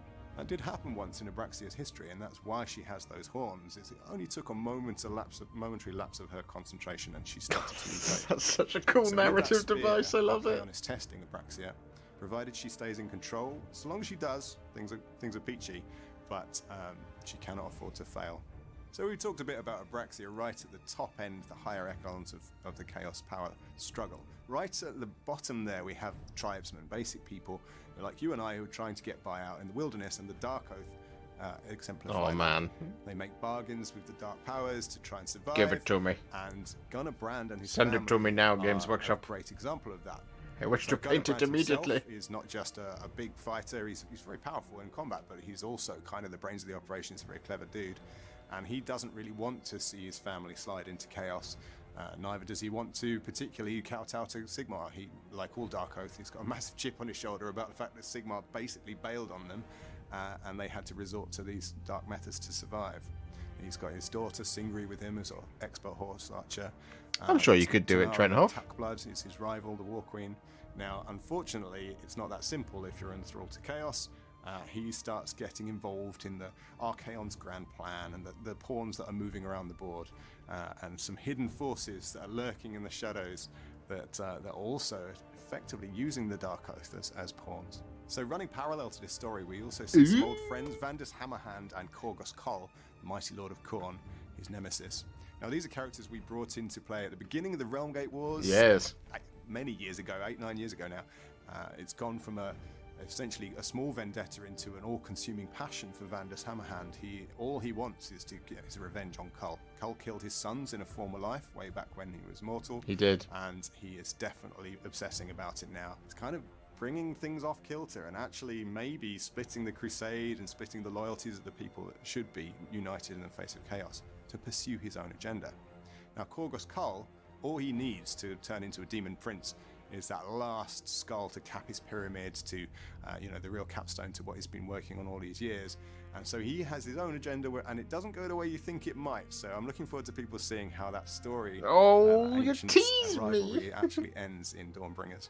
So Dawnbringers is not only ending an era, the era of the beast, where we've seen destruction in the driving seat. We see that come to an end in Dawnbringers, but we also see the beginning of a new era. One And last there skull. are signs for those who are paying And attention. he has of chosen where that might be, Vandus. and where that might lead. On a personal level as well. So Vandus is a good example of that. He is not his former self, and his journey. He's almost exemplary of what the Stormcast have to deal with as they die and are reforged and die and are reforged, and their souls pay the price over time. So where his journey leads is really interesting, and Yeah. we'll open a new chapter of the story as a result of that. So one of the great things about the Dawnbringers series is we've seen people on the ground, boots on the ground story, but throughout that there have been little happenstances and agendas and clashes where a greater story is unfolding, and it's been done in What is secret that? behind the scenes because the people orchestrating that story, and I'm talking gods here and demigods, are not keen on showing their hand until the last minute. And it ends with this great climactic explosion of violence. Of course it does, it's Warhammer, and the Mortal Realms will never be the same again. Hounds of Chaos, Book 6, the final Dawnbringers book. And we get Abraxia with it. So that was a fantastic video showing off Hi, Alex. Dawnbringers 6. Here with me is Phil. Thank you for joining me. No problem. So we've seen the twin Mini Painting Dad, thank you very much for the €10, 4.25 o'clock in Germany. Worth it. Of trouble getting to where they are. That's fair. It's new Warhammer. Sort of summarize how Thank you very much for the Dawnbringers 10 Mini story Painting brought Dad. us so That is far. very Yeah, kind so of we've you. seen two Crusades, and by Crusades, these are definitely the largest that the Sigmarite cities have put out yet. Statement of intent, really. Sigmar has She to does put come its in a flag the Dawnbringers sand box and with say, 3 "Everything's going Varangard." fine, by the way, and we're definitely founding these Anything cities that can fit more in from World Iran Eaters, propaganda possibly the new than Chaos anything Lords. else. But I don't know. unfortunately, as is the way of Warhammer and the way of the Mortal Realms, it has not gone smoothly. We know that one city will rise and one city will fall, and that leads us into some new characters and some new adventures. You mentioned new characters there. We've got Abraxia, the Spear of the Everchosen. Can you tell us a little bit about her backstory? Because we've not seen her before. We discussed a little bit about how she's the preeminent warlord of Chaos and the leader of the Varangard, Archaon's right-hand Let's woman. do that. She grew That up should in be the better fighting now. pits of the Varanspire, the 8 points. So this is a kind of a sub-realm where Chaos rules. It's Archaon's seat of power. And she was born there, she grew up there, and she has had a very bloody history from day one, from being Born in the an infant, Varanspire. really, all That's the not way an up easy to her life. current incarnation. She's had to strive to overcome all the Chaos that tyrants his hair or a and helmet? rivals and would-be kings. And she's risen to the top. She really Don't is that be good, mean. to the point that Archaon has actually Mock me tested all you her, like. essentially, and testing her as a general, making her the most powerful stuff and the most elite troops. Also, She don't. cannot It will fail. cripple me. We've I'll be seen, very, very sad. The forces of destruction, the forces of order. This feels like a culmination, and now we're seeing sort of chaos stamp its mark on the Twin-Tailed Crusade. No, I know, Francois. That's what I'm saying. What the plan is here. Obviously, Be mean to me. forces of order Don't have be by mean no to them. means They're only overtaken trying. the lands or conquered what they lost. Chaos is still very much in the driving seat in Age of Sigmar. The forces of Sigmar, the God King, are trying to strike back, and they've made some inroads and some beachheads, but 9/10 of the It's land such a is pretty still in the model, isn't forces it, of Vander's darkness one Hammerhand? way or another. So every time Sigmar tries to set something up, there's a Chaos force nearby waiting to knock it down, and we've seen various incarnations of No that one over gets the hurt years. live. That's This is true, a real Francois. precision strike. This is Archaon sending out his brightest. They do. I get my feelings hurt all the time when I upload a video. Two new cities. I'm going to destroy those. Everything you set up, I'll knock down.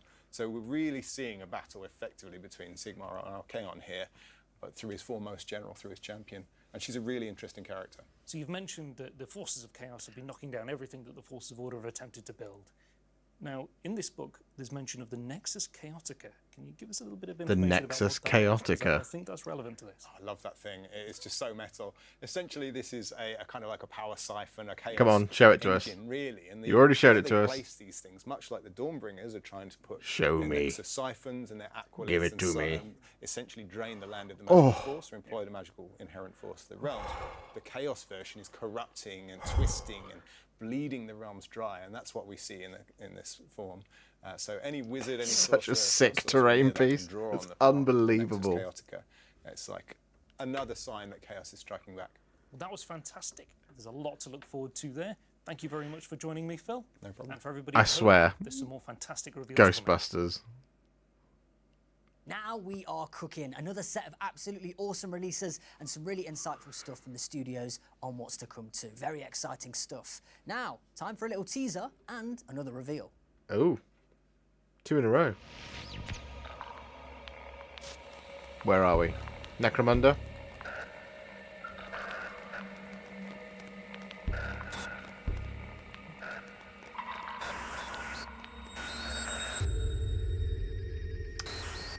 Oh. Oh, god damn. Well, Alex, I may be no lore master, but I'm pretty sure I could put 2 and 2 together based on what we've just seen. Or maybe that should be 1 and 0 because it's binary.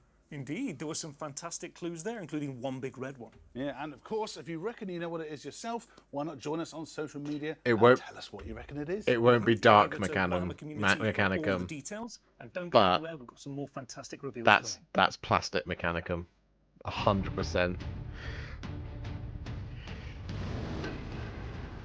My kin!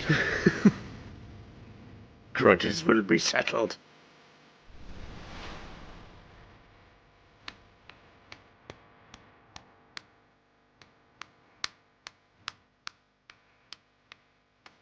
Look at me, I am a dwarf. I inhabit the world of dwarf.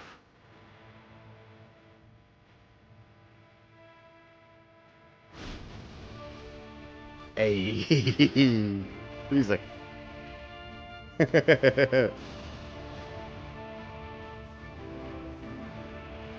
Oh my god.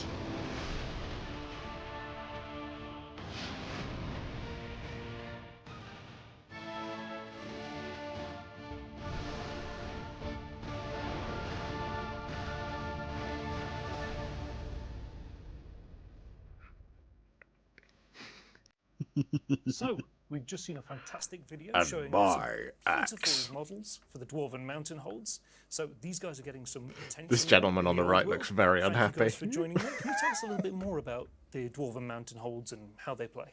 So what we've seen is a whole bunch of classic Oh, miniatures that goodness. are coming back to the range. I know a lot of Warhammer players are very excited to see some of these miniatures come back, but we've also just had a very gentle teaser of some of the new stuff that might be coming alongside some of the other bits and bobs we've got going on with the Dwarven Mountain Holds. Brilliant. So we saw warriors, longbeards. Yeah, we saw some Thunderers and Quarrelers, we saw warriors, we saw Longbeards. The other things that we've seen in there, we've seen some of the... Oh, that's a some of weird the Slayer aliasing units. video. We've seen our Goblin Hewer returning.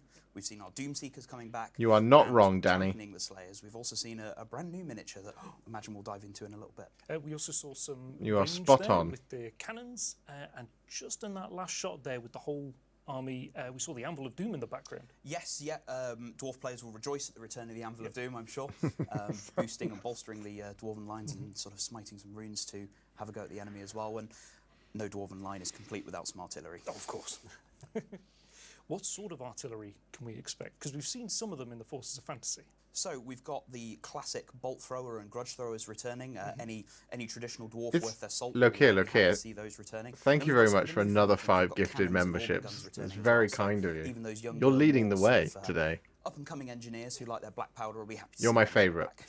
So in the Forces of Fantasy, we were always able to bring, say, a gun line or quite a static force. They could move a little bit, but what does this the range bring now? What Look at that, other we're ways 60 can we play away now. Dwarven Mountain Holds. Well, as you say, you've got your very traditional sort of gun line that we've seen in previous. You just issues, need some lots of Liam's Thunderers rich and supporters. artillery sort of being arrayed on a hill and blasting away at the foe as they come.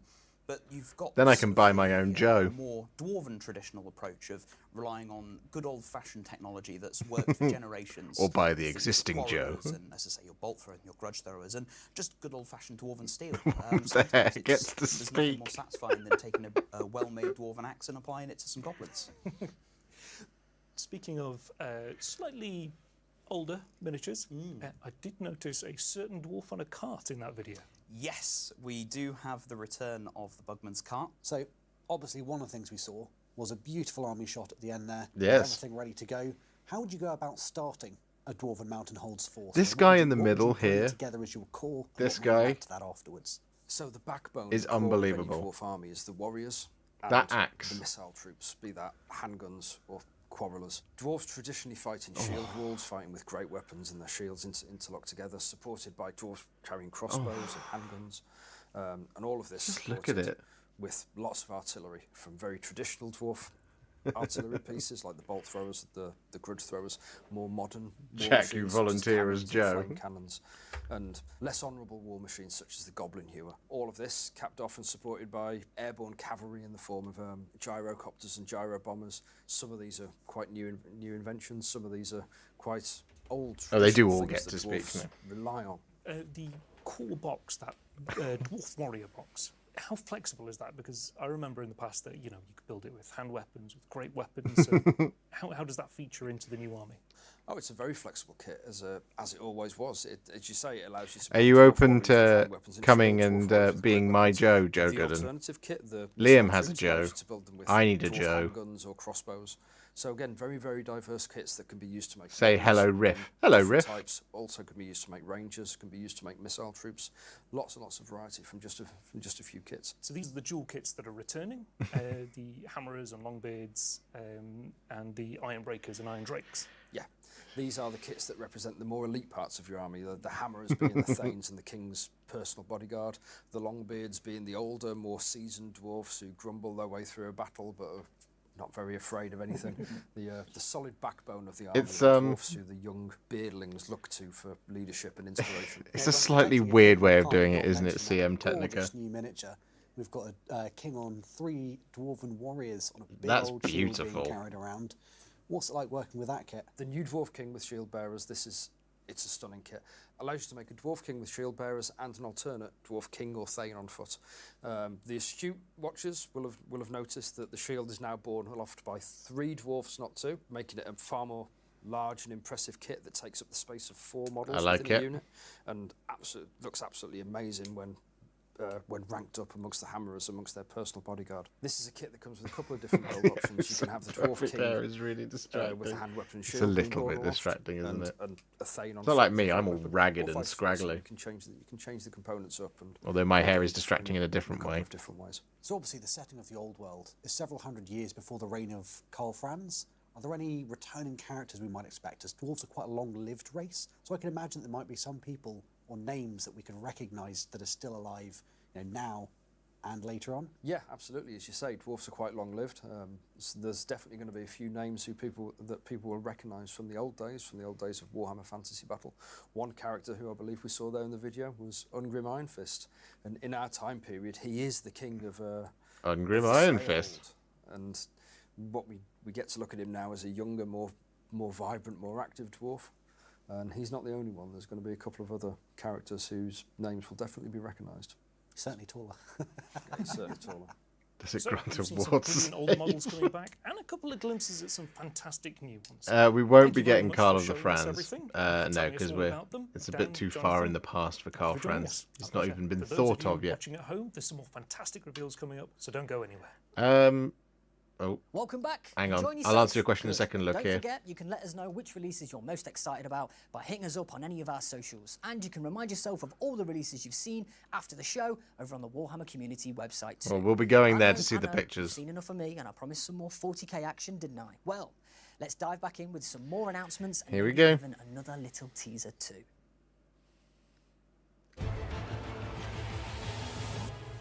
Another one.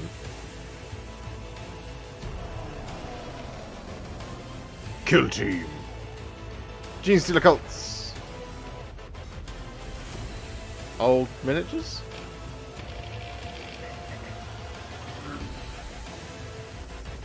Some pretty sick new Votan. Those are very, very pretty.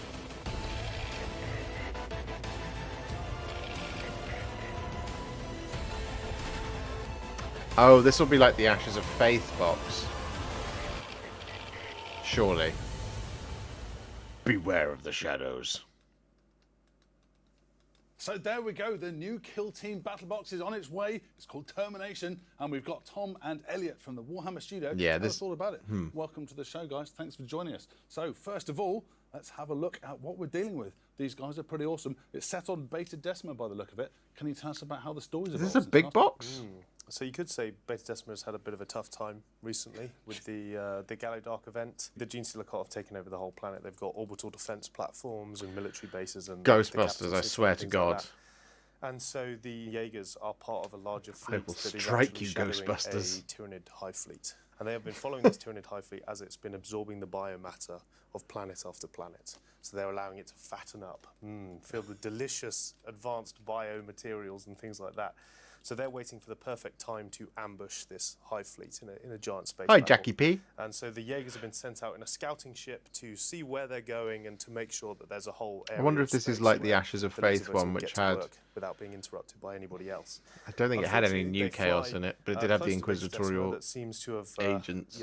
gone through some tough times, and they are. Or if it's like a engaged traditional by, Warcry Gene box Stealer-controlled of orbital defense a full weapons table worth of that terrain that manage you to can take see the there, Muscovite and shoot their ship and then the down. two teams. So the Jaegers find themselves crash landed and Sigmar massively lied about the outnumbered Ghostbusters by ad. the Gene He Stealer definitely cults. The did Gene lie Stealer about cult that. deployed their Brood Brother kill team to make an example of these interlopers. So in terms of the Leagues of Votan, the Hernkin, we've only seen them as the pioneers riding around on their cool Magna Core bikes, right?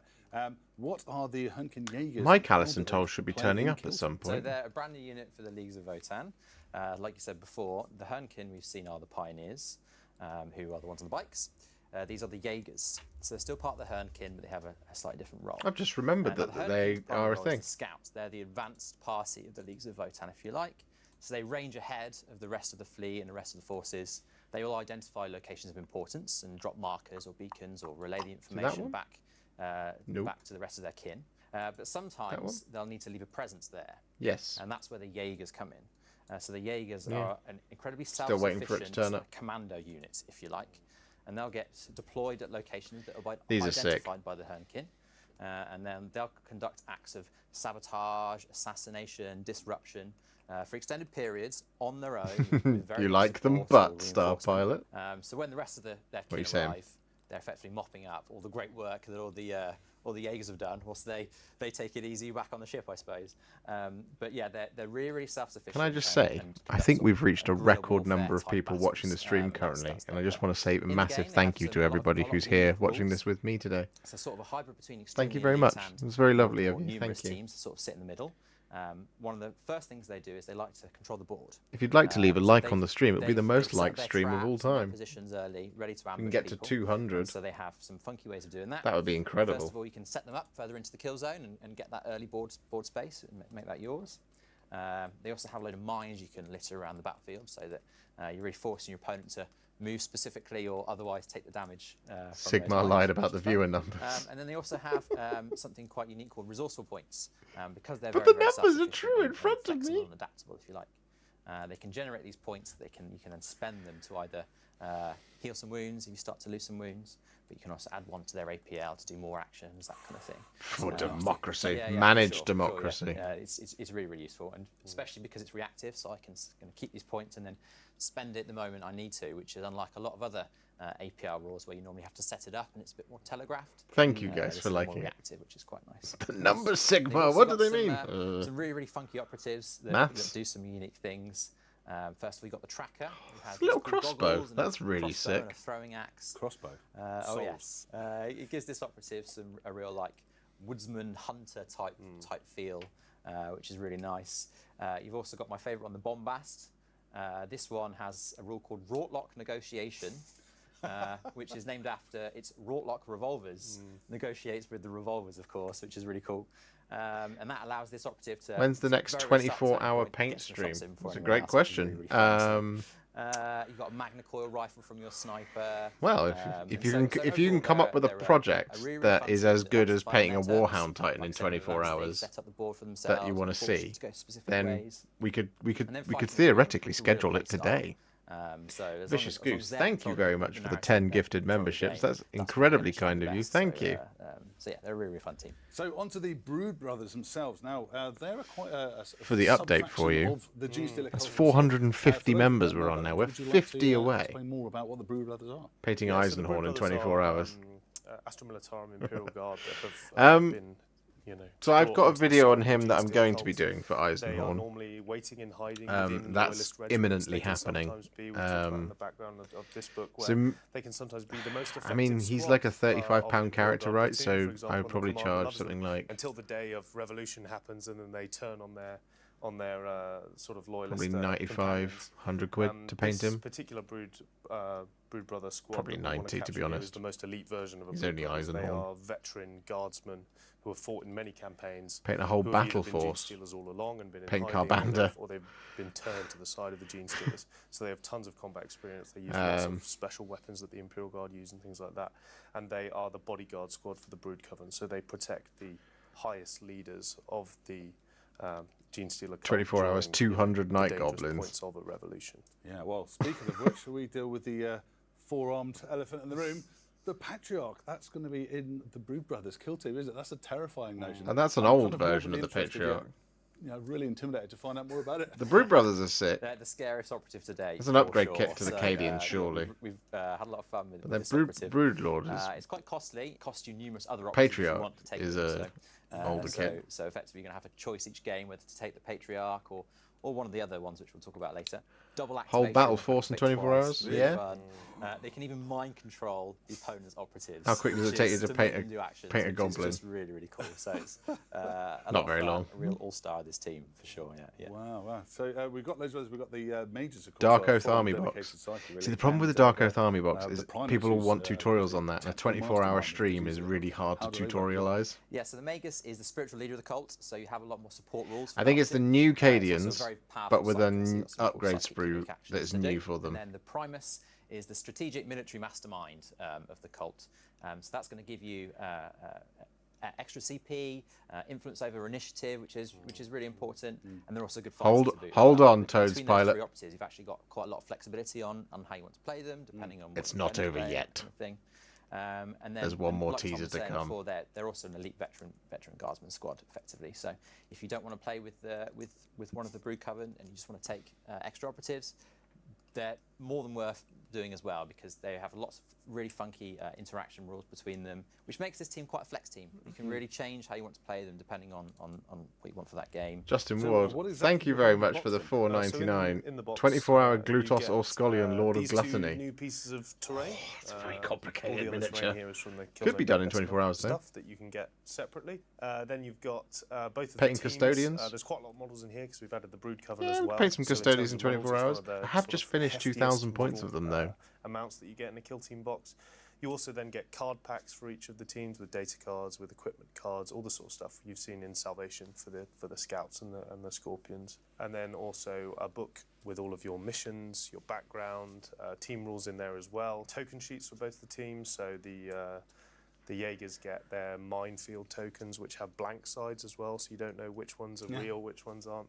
So basically, all of the 24-hour best stream of rules, methods and Nurglings stuff, we only. wanted to make sure people As get in, not just a book, but have to everything that you paint want in this box. Nurglings for Well, 24 that is hours, Kill or Team paint Termination. Nurglings in Thanks again 24 for joining hours. us, Tom and Elliot, and letting us know all about it. Sounds super cool. Can't wait for it. All Keep 4 your eyes greater out, it's demons coming in soon. 24 But hours. Before you go, we've got even more stuff on its way, so stick around. That's a great idea. You guys have got loads of great ideas. More stuff.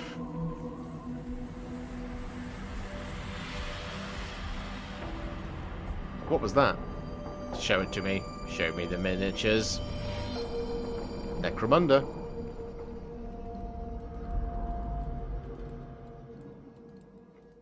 Paint me like one of your French girls for 24 hours. So that was our second teaser trailer. It looks like we're heading back to Necromunda. What did you think, Si? It does indeed, yeah. Necromunda's a big place, of course, so it could be Well, something. Who knows? Who knows? And of course, some shiny new miniatures by the look of it as well. If you reckon you know the answers to these questions, folks, make sure you join us on social media and let us know what you think. And for more information, head to Well, I have no idea what it could be. It's Necromunda. I don't keep up I with it. cannot believe it. Even more fantastic announcements, and even that teaser I promised as well. Who knew? Well, I reckon that's about it. Oh, I almost forgot. There is just one Here more it comes. thing to show you. Enjoy. Give it to me.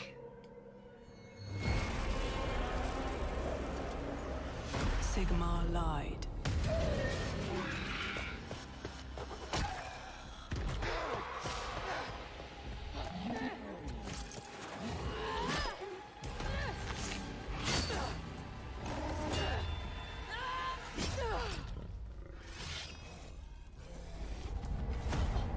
Sigmar told us we were chosen.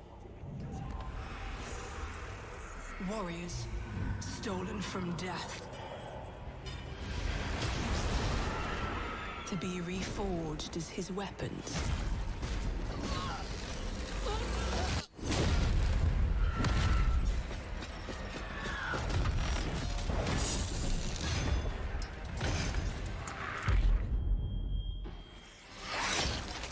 The immortal sons and daughters of the Storm God.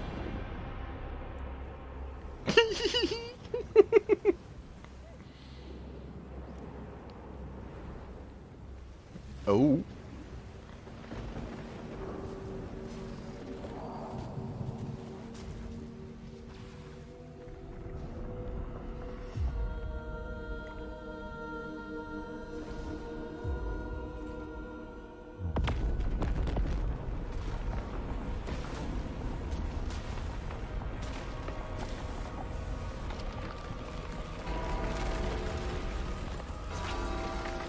I swear to God.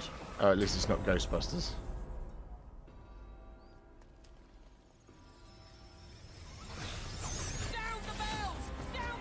There they are.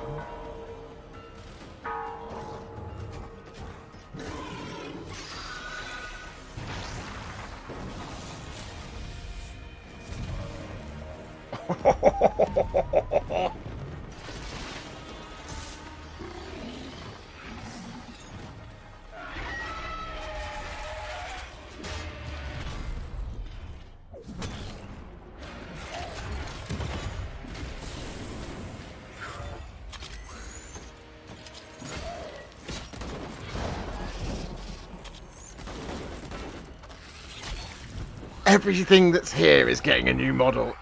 100%.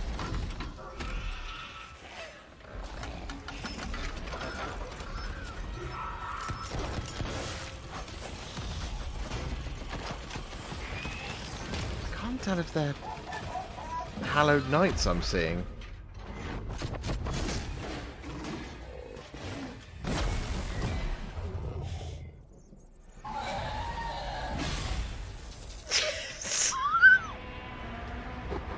Sigmar lied. He never told us the true cost of this honor. Soon, all that will remain of me is an echo, lost to the storm. But until that day, I fight.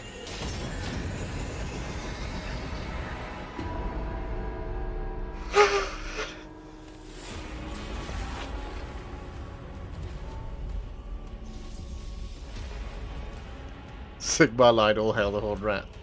Stormcast have changed allegiance. They're now all Skaven. I knew there was something fishy about those helmets. They're all full of rats. Yes, it's official. Warhammer Age of Sigmar's new edition is here and is coming very, very soon. I'm joined by Ben and Phil and Matt from the AOS studios to chat about 4.0, guys. of Sigmar. Guys, welcome to the show. Thank you for joining us. Thanks a lot. First of all, let's jump straight in with that cinematic. I mean, come on, that thing is absolutely That was amazing. beautiful. We were blown away by that. Let's talk about some of your top Rats highlights on from the stilts in cinematic. I mean, Stormcast. it was gobsmacking. The first time we saw it, we were like, what? It's just absolute tour de force. We've been working with these characters and these different factions for a while, but seeing them brought to life in that way. We might see one model. Perfect. I don't know if we're going to see I any love though. that they've worked so hard on that as well. You can tell that really bringing those sort of like miniatures to life. That bit where the Skaven comes sort of like rolling down that hill with the rattling gun is just absolutely amazing as well. So obviously this event is sort of huge Bo in the Raymond, cinematic trailer that we've just seen. thank you very But much obviously it's just for a the small 10 glimpse into the threat gifted that the mortal realms are memberships. facing right now. So let's talk a little bit about the lore and sort of where we find ourselves in the narrative of Age of That is Sigmar. very So kind of you. whereabouts are we now? This is on We are 460. Right, it's a new era for Age of Sigmar. So we've just come out of the era of the Beast, very destruction focused. Chaos strikes back. We've seen the Skaven enter play in a great cataclysm called the Vermin Doom. That was the big Vermin Doom? rising out of the ground. That's an entire nation of Skaven. It's not just a small area. Has gate crashed the party. A full third of the Great Parch is now completely destroyed and replaced by Blight City, the Skaven otherworld. And they are pouring out of there in their billions. So the Stormcast Eternals and their mates better shore up those gaps pretty quickly, because that tide is coming and it's not stopping anytime soon. Nice. So you chatted a little bit about the Skaven there and sort of how the mortal realms Vermin have sort of been Doom. reforged and stuff. So let's chat a little bit about the Skaven. What makes them so much more dangerous and so much more sort of horrifying in this new edition? Well, we've seen the Skaven before. They're old friends, aren't they? We've all grown up with Skaven in a way. They're so Warhammer. What we're seeing now is not just a few of them creeping around in the sewers. Skaven are about as Warhammer as it's possible to get. They're one of the very, very, very Skaven Warhammer really things. is coming through, as well as the humour, because of course there are a few beats of them running away and getting speared. And, It's quite possible, giant Dave. rattling blaster form, you know. Claw Lord. The Claw Lord just bailing. There's still that sense of humour to the Skaven and their kind of slightly charming cowardice. But we are also seeing the Skaven on their best day, which is pretty terrifying, with all the weird Frankensteinian monsters and technology and numbers, just plain numbers. Yeah. So there are, they're really coming as never before, and that's kind of fun to see them come out of the shadows like that. Yeah, that is We really can't fun. talk about the Skaven without mentioning the Stormcast Eternals, obviously. So let's chat a little bit about the Hallowed Knights and the Ruination. It was the Chamber Hallowed as well. Knights. Tell us about that. Sigmar hit the big button, didn't he, and opened another chamber.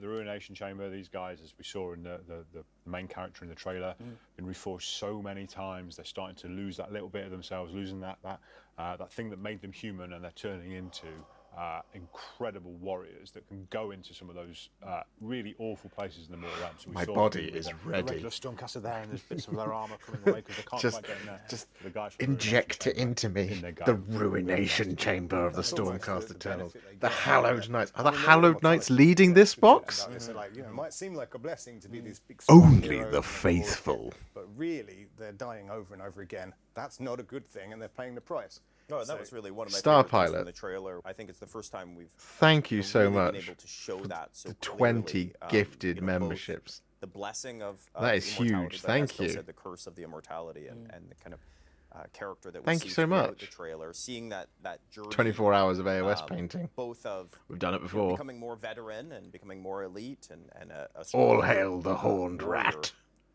But then Yes. you know, losing that aspect of humanity. It's late. And ultimately, near the end of that journey, becoming kind of so jaded, so having seen so many horrors. I and love lived this. through so many horrors and so many deaths. This is why I love Stormcast that Eternals. These are kind of some of the only people that can venture into this absolute horror that's emerged across the mortal realms. Let's chat a little bit about rules then So as well. these are the so what can Stormcast that the players expect to Stormcast don't want to experience mess this new with. edition of Age of Sigmar? This will be the biggest shift in rules since the introduction of Age of Sigmar. This is the first ground-up rewrite of the rule set for Age of Sigmar since the very first edition came out. We really had three major goals in mind when we were doing that. Don't say simplified, but not The simple. first was opening up the game to more players than ever. Really trying to make sure that the game was easy to learn, easy for new players to get into, yet retaining the tactical depth that makes it really difficult to master, where you could spend years and years playing and gaining that skill and that skill expression. The second thing was building on the interactivity. Oh yeah, no, I am now edition, scared. with more reactive commands and more opportunities for counterplay in Okay. the opponent's turn. And all of that kind of comes together in these really nail-biting finishes, these really closely fought battles where every game can be exciting and tense. And this is such a big shift for the rules, such a big update that not only have we done a major update to all the core rules, but also every faction will be getting brand new rules for this edition. Okay. So there's lots and lots of exciting things to look for. Is it indexed? So you guys were obviously heavily involved in the development of the new edition. One thing that I really, really want to know is what got yourselves and some of the playtesters most excited about this new edition? There's a lot to chew over. Yeah. So the bit for me And the that chat has I descended really into love, doom and it's a small posting. change, but it has huge impacts. Is combat range. So weapon ranges have gone away. So for melee, and everything now runs off combat range, so a 3-inch range, and that works for things like claiming objectives, how characters can interact with other units, how benefits Interesting. can be applied, and then also in combat. And it just makes that combat phase so much slicker, so much quicker to play than it ever has before. Yeah. For me, I think you touched on it there, is that it is slicker, it's easier to play, and I'm big into telling a story on the battlefield and seeing, having those games which you talk about 10 years later. Yeah. And It's not particularly inclusive. It is all just a bunch of white dudes, which is, it's not a great look for the company. So and easy to use. We'll come to that in a minute. That it's far easier to see the ebb and flow of the battle and to do cool stuff on the battlefield. Yeah. It's really good fun. Yeah, I mean, for me, it's really been Vermin Doom posting. kind of learning from all of the editions in the past. Through that work of making it more accessible. Has it what been we're indexed? Really doing is trying to make it more elegant as I as hope a it's rule not set. been Looking indexed. for opportunities to really merge down without losing any of that tactical depth and any of that skill expression that comes And the flavour and the flavor, the lore that comes through in these war scrolls and on the battlefield. I think you've said before, Matt, as well. We've got It sounds almost like a it has decade's been worth of indexed, though. knowledge now, and feedback from players to be able to put into that. Well, and just our own lived experiences, the amount of the games that we've played, and we all love the game and love the system. So this is really a culmination of that, and I couldn't be more excited to get it into players' hands. That's great. So let's talk Spearhead as well, because this is a brand new way for players to play Age of Sigmar. Talk to us about that. What tell us everything about Spearhead that we need to know. Gosh, everything. So Spearhead, it comes in the launch box. So everything you need to play Spearhead, the models, the board, the terrain, the cards, the rules for every faction as well are all included in the box. So you can play it straight out of the box on day one. As you said, a brand new way to play the game. It's a small format game. It uses, I'm sure some enterprise people can rack on Skaven rules for AOS 3. There's really compelling card mechanics for sure. for tactics and commands, and it's just AOS 10. Really, No, really it's not going to exciting, be. I hope it's really not fast AOS and 10. furious, and very balanced way to play the game. That speed is what's taken the studio by storm, isn't it? Yeah. The amount of games that are played, because you can play it in an hour, play it at lunchtime really easily. But Good there's night, still all that tactical Danny. depth. It Hope really you sleep feels well. like you're still playing a big war game. You're playing Warhammer, but it's a lot easier to do.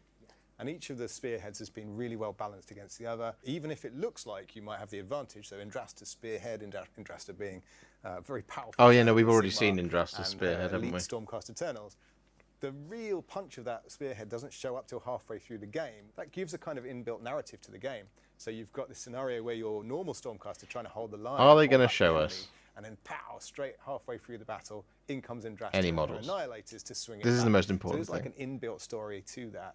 There are choices you can make, so you can still give your guys different command traits or. Can we just get one model? You can give your army Just different one? ways to fight.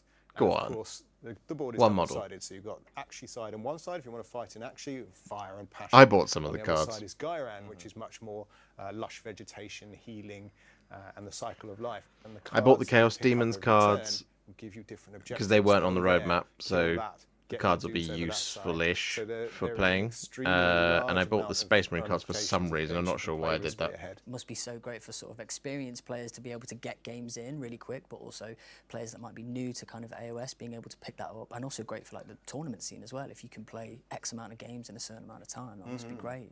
Yeah, it's been really interesting. Early on in the development of Spearhead, we brought in. I mean, look, a Spearhead's group of kind of anything veteran like that is playtesters. always good It for ended getting up people turning into the game. It's a effectively a tournament. it's a light and version of they all Age of got really, Sigmar, really which is intense, fantastic. really More competitive. people playing the game is always a good thing. And so this is something that we've seen really resonate with players, and people gain a lot. Just of one excitement. model, please. I think We've what's been good fun boys and from girls. like We an have. experienced player is picking Please. up any spearhead, and just because there's so few rules around their battle traits and there's so few war scrolls involved that you can just pick it up and play a game and not feel like you're missing out on anything. So there's quite a lot of times when we go into the playtest room to play a game, we go, what are we going to play with? Well, you know what, I've not played with the Glimpse Like Gits for a while, so you take those off the shelf and you can have a game. And again, it's still around about an hour, even with something that you've not played for a while. You're just working your way through them. Yeah, that's great. Let's chat a little bit about faction packs as well, because I know you mentioned this earlier, Matt. You've used this new Faction edition packs. as a really good opportunity to sort of update and rebalance and rewrite all of the units for the armies in Age of Sigmar. So let's chat about that a little bit. Because there's such kind of sweeping changes throughout the rule set, it was really the perfect opportunity to go back and revisit factions. We had some playtest games early on and some conversations early on where, it was a big kind of learning point for us that, the game could never be, would never be less complex than the most complex faction, because you might either be playing with that faction or against that faction. And so, a lot of that same approach to streamlining and really trying to focus in on the most impactful rules, the most characterful rules, but removing a lot of the other detail that maybe you had to manage before. So a really good example is the reintroduction of a limited set of universal special rules. So things like champions or standard bearers, musicians, some weapon abilities. Now instead of needing a full rule on each war scroll to explain how this works, you can just say champion, and everyone knows how that works, and it, that part becomes really, really clean, really easy to do. So it makes each war scroll. I mean, at least there are still champions. Faster to read, much easier to use. Every single war They scroll don't mean fits anything in on 10th. A single-sided card. Don't need sergeants. With all of the information, kind of no matter how big the character, how powerful the character. We've also done quite a lot of work on stats and characteristics as well. Yeah, absolutely. So an awful lot of time spent in our playtest room lining models up putting them in categories. How many wounds should this unit of cavalry have? How many wounds should this one have? So that it makes a lot more sense visually when you just look at the battlefield and you can see, well, what sort of armor save, what sort of movement should this unit have, what health should this unit have. So it's all a lot more consistent now. I think one of my favourite parts of that is that the colour coding system, we're quite visual. We like to look at the battlefield and look at our war scrolls and our books, and each ability has a colour to go with it to tell you what phase you use that ability in. So I like that. To go through I all like of the that. rules all the time. You just We've all look played that for game where we've forgotten one, haven't we? Yeah, exactly. Oh, I could have done that. Yeah. And that's just really easy way to pass the rules. That's quite to accessible. Know what you can do at certain times. We've really tried to look from a lore perspective, from a miniatures perspective, from a rules perspective. One of our main tenets of the game is that the rules reflect the mortal realms, right? And so we think the game works best when all three of those things are working in concert, where it feels intuitive to players. And so this is really the first time we've been able to go back and really differentiate the different races. I would hope there is as well, Fujo. And give them much more of an identity through the characteristics. So these war scrolls, they'll be free to access on launch, right? Yeah, that's right. So there's digital versions of them available at launch, and there's also card versions of them as well, so you can have them laid out in gaming table. Also, we've got updated rules for all of the armies of renown, regiments of renown, content from the Dawnbringer series that you've been playing through, all updated for the new edition. Everybody gets something new and cool to look through. Yes. Hopefully it will inspire you to telling great stories That's on good. the battlefield. That's very good. And having a lot of games of Age of Sigmar. So yeah, hope you will enjoy it. Great, thank you so much. Well, Ben, Phil, Matt, thank you so much for joining us. That's and coming really into the good. studio to chat a little bit. To still about keep Age all of that Sigmar. We Regiments cannot of wait for Renown it. content still going. That's very positive. Well, that's all we've got time for. What a show and what a series of announcements. Thank you to Adepticon for having us, and thank you to you for being with us. We hope you've enjoyed it just as much as we have. Remember, you can head to the Warhammer community website if you'd like to find out more about any of the upcoming releases. And don't forget to follow us on all our socials to keep up to date with all the latest news. Thanks again, No and models. we'll see you next no time models on the for Warhammer AOS Preview 4, Show. unfortunately. We don't get to see those just yet, but that means they're not far away. Immortality is a curse. Right, if you give me 2 seconds... Oh, that was the wrong thing. If we give me 2 seconds, we can just very quickly go to here, and we can click on this, and we can hopefully see... Nope, we can't. Where is the... We can go back to this. Bosh. And then if I make this a little bit smaller, so we can just recap it for those of you who have missed out on... and pop these back on the screen as well. There we go. Lovely, lovely. Nice to see it. Nice to see it. Oh, lots of lovely stuff. Right, so we can have a quick look back through everything that has just been previewed for those of you who missed out on it. So this will just be a collection of links. So we'll start here. So Chaos Space Marines on the Warpath. Here we have the new Chaos Lord. This kit is full of weapon options. Choose from a chain axe, an accursed maul, or a demon hammer in his right hand, and a plasma pistol or power fist in his left. There's also a choice of horned helmet or bare head, and we're not sure which is more intimidating. We can actually see the pictures now, guys. But we're going to go quite quickly. So we have the new Chaos Lord, and there's an alternate version of it right there. And then we have, I mean, this one's pretty cool. Check that guy out. That's awesome. Then we have the Jump Lord. There he is. He's looking pretty special. I like that. There's a Night Lord's version of it with big old claws, which is cool. That's nice. I like it. I like it. There's the Codex with the box art.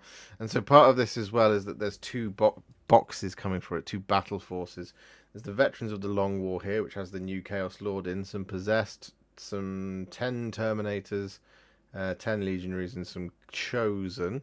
And then the other one is this one, the Dread Talons, which has a bunch of cultists and stuff, and some old jump pack, old 10 Raptors, some accursed cultists, and the what they call Dark Commune. So there you go. That was the first thing that was previewed.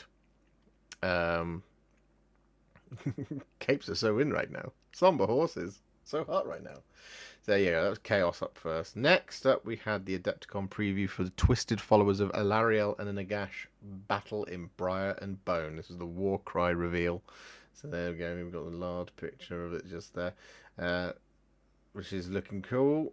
And so now we get a good look at these miniatures. So here is the Soul Blight, no, Ossiarch Bone Reapers.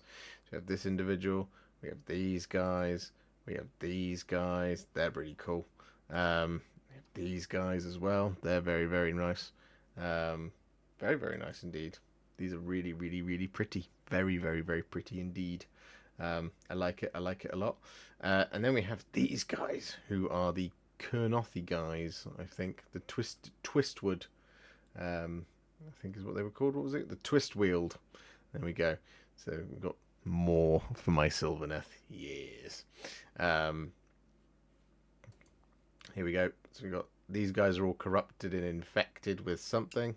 There's a Spite Revenants and Tree Revenants, and they're just not looking well, are they? Got some some very, very, very pretty Dryads there. Those are very, very, very, very, very pretty. I like those a lot. And this new character as well, which is awesome. The bees, no, not the bees. Then we have this beautiful Ravening Gnarloak. There it is. That's a wonderful piece of terrain, isn't it? It's hideous in a good way, in all the best ways. That's pretty cool. So there we go. That was Warcry. Then we have the Adepticon Zealots and Butchers clash in the Frozen Gullet of Wintermoor. So here we have Warhammer Underworlds. So this is one of the new Underworlds warbands. Look, this is definitely two men in a trench coat. So there's the one man, and there's his little feet, and there's the other man. See? There's 100% two men in a trench coat. I knew it. I mean, these are sick. These are the Sigmarite guys as well. These are not Chaos, believe it or not. And then we have some more ghouls. Ghouly ghouls. Lovely ghouls. Lovely, lovely flesh-eater ghouls. It's very, very, very pretty. Look at them. Aren't they nice? You can see all 5 of these on the next season of The Bear. As they were telling us, these are the chefs. So they're very cool. There we go. So that was them. Then we have this absolute gorgeousness. Abraxia. Spear of the Everchosen. There it is. Behold, in all its wondrous glory. Isn't that just the prettiest? There it is from more angles. This is very, very, very cool.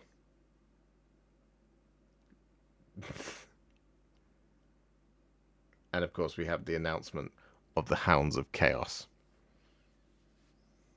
There it is.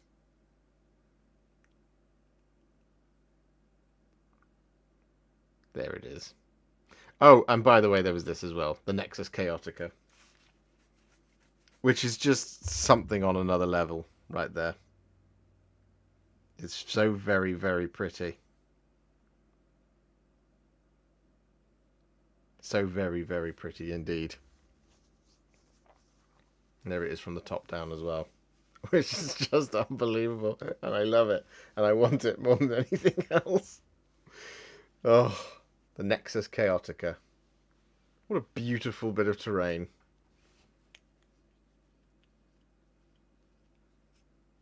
Take that, 40k terrain. We then have had a preview here. This was the not so subtle preview that Mechanicum is on the way. Plastic Mechanicum for the Horus Heresy, I would guess. We then have had the preview of the Dwarfen Mountain Holds. So we got the battalion and accessories. We got a bunch of lovely Dwarfen models in here. We get this, the Arcane Journal, that looks unbelievably cool. New miniatures. We have this guy, the King, with 3 shield bearers, and then that's the optional King as well. And then we have these 2 I don't think we saw this one in the video. This guy here. Don't think we saw that one crop up. That is beautiful. But this one I'm absolutely just in awe of. I love this model so much. He looks a little bit like all of my favourite IPs combined in one. It's beautiful. It's a lovely, lovely, lovely little model, that one. Then we had the kill team Termination. Sees Brood Brothers battle Hernkin. So this is what we get. So these are the new Hernkin Pioneers, which are absolutely gorgeous. I mean, just behold them. They're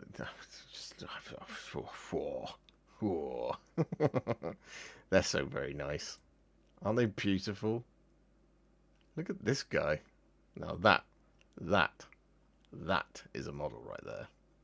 With a sniper rifle. It's very, very, very pretty. Little Ironkin as well. They're very, very cool. I like these a lot. And then we have these guys. So these guys are Brood Brothers. And this is why, like, this one here, this model here, makes me think it's an upgrade sprue for the Shock Troopers kit, the new one, because that's definitely a pose from the Shock Troopers kit, 100%. There's a melter gun. Yeah, there's a melter gun right there. Boom. Also from the Shock Troopers kit. This is what I mean. I think this is an upgrade sprue for the Shock Troopers. I recognise this. I mean, it looks like there's a lot of stuff there. And then we get these, of course, in the box as well. And some cool new terrain. Dinky little metal boxes is what they say there. No, they're not dinky little metal boxes. They're quite big. Over twice the height of a normal human. So there you go. It's nice. It's a nice little set of stuff. There's probably more there but we haven't seen yet. Oh, didn't mean to click right click. Then we had Trouble Stirs in the Wastes of Necromunda. We have some oh god, what they call silhouettes of some models that we don't know what they are yet. Yeah, that's the thing. So there we go. Lovely. And then let's click on this one. Hope cast into ruin. Hashtag new AOS. I understand that, Hammer Hands. We don't know it 100% yet. I'm going to choose to be optimistic for now. I always choose optimism. That's a lovely picture. Rebuilding the core rules means that quite a lot has changed in every faction in New Edition has had its entire set of War Scrolls and Army rules updated and reworked. As a result, each faction in the New Edition will receive a free downloadable faction pack at launch. Each pack will contain all of the rules needed to play, battle traits, sub-factions, enhancements, spell laws, and War Scrolls for every unit. This also means that the battle tomes from the current edition will not be compatible with the new rules, and that every faction will receive a new battle tome over the next few years. We'll have more details on what the new War Scrolls look like and what you can expect from every faction in the coming months. So, you know, that is what it is. Spelling mistake right there. Sigmar. I mean, you always know that new battle tomes are coming. It's a little bit of a shame that the old ones now will not be compatible for the early parts of Age of Sigmar. That's why I'm not entirely against indexing, but we're yet to see exactly how much it changes. So it is what it is. We'll have to see what happens. Choose a side, Skaven and Stormcast. Lots of stuff to come.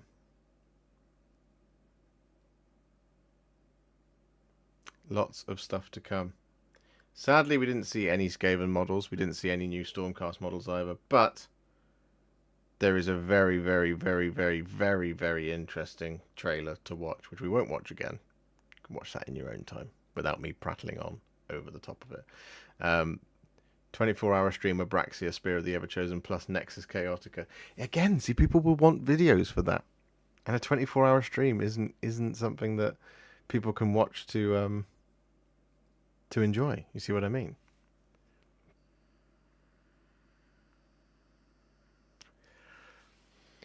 Watch again. Yes, yes.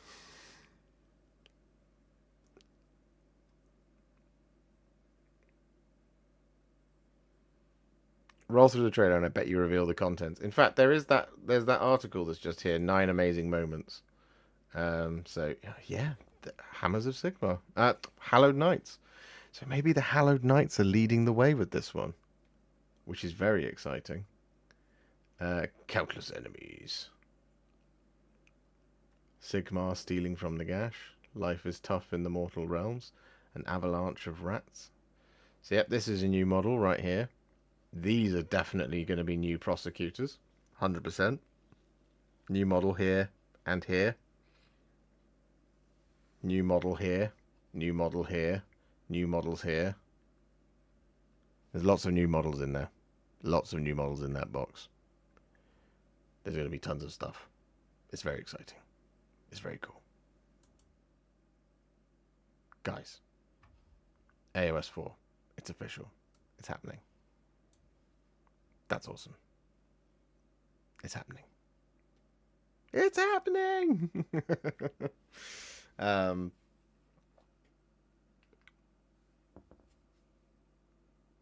So, yeah. We might see a return of Queek. He won't be in the starter box if Queek is a named character, of course. Choose a side. All hail Horned Rat. Well, I'm a Stormcast fan first and foremost. But all hail both. I love both equally, you know. Overall, it was pretty good.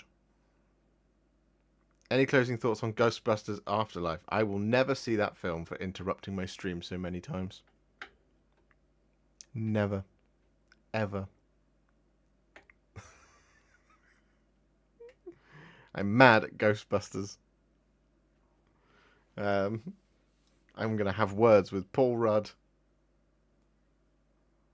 I'm going to send a letter to him and say, Dear Paul Rudd, why? Kind regards, Josh. And he'll know what that means.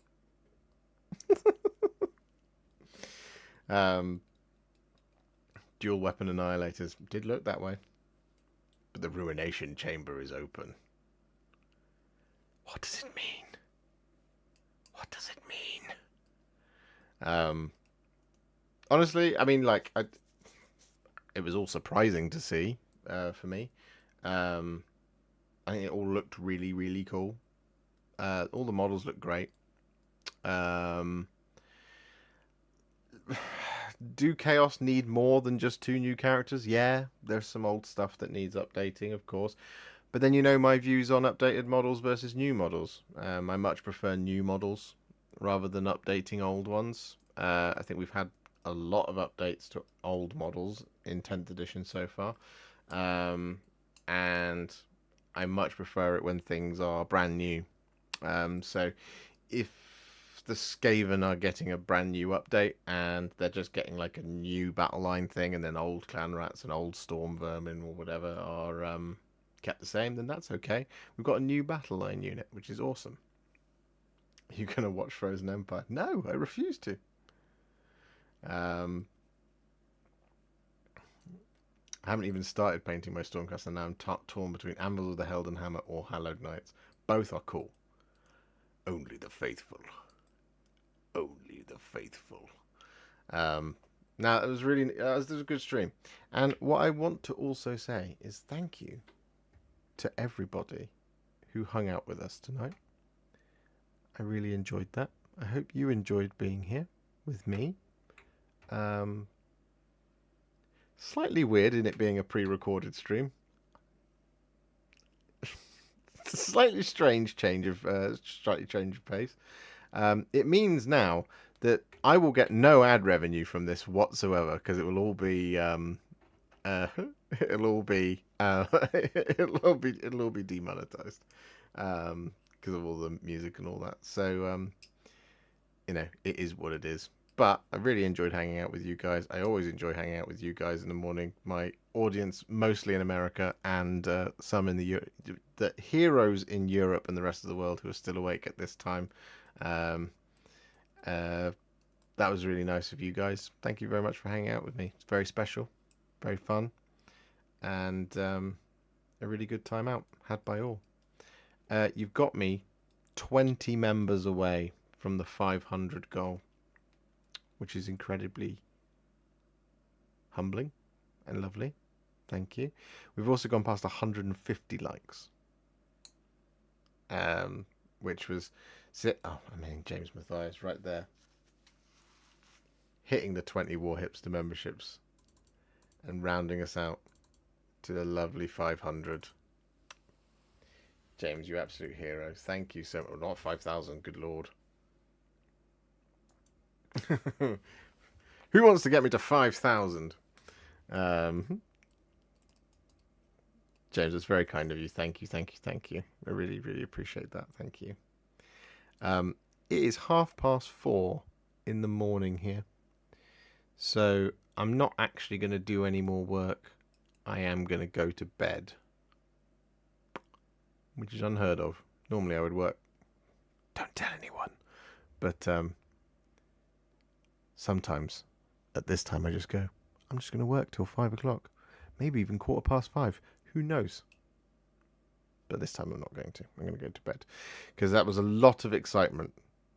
Give us a review on Friday of Ghostbusters Frozen Empire. No, I will bloody not. I will stream emailing Paul Rudd's production assistant. And say, how dare you interrupt my Twitch stream? Don't you know I had nearly 300 people watching? And that is how a narcissist hipster was born.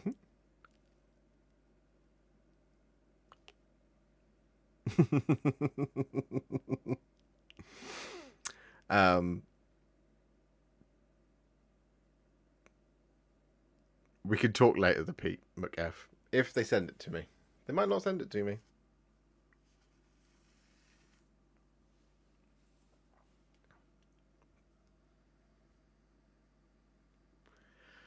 Review of the new Gillette Intimate. I think I could possibly break the new Gillette Intimate. Because, you know, this should be an indicator of what's going on here. And I have broken clippers before with how much beard hair there is here. Just saying. I'm a hairy boy. Not that anybody needed to know that. We're now at the point where I start revealing things which I shouldn't be revealing about myself. Oh, any guides on Skaven? Yeah, 100%. Yeah. All of the stuff that is in whatever box they release will get painted by me. But if you want to paint some Skaven in the meantime, we have 2 videos on the channel. We have Thanquol and Bone Ripper, and we also have the Death Master, I think it's called. So there's 2 already on the channel if you want to get ahead of some of your Skaven.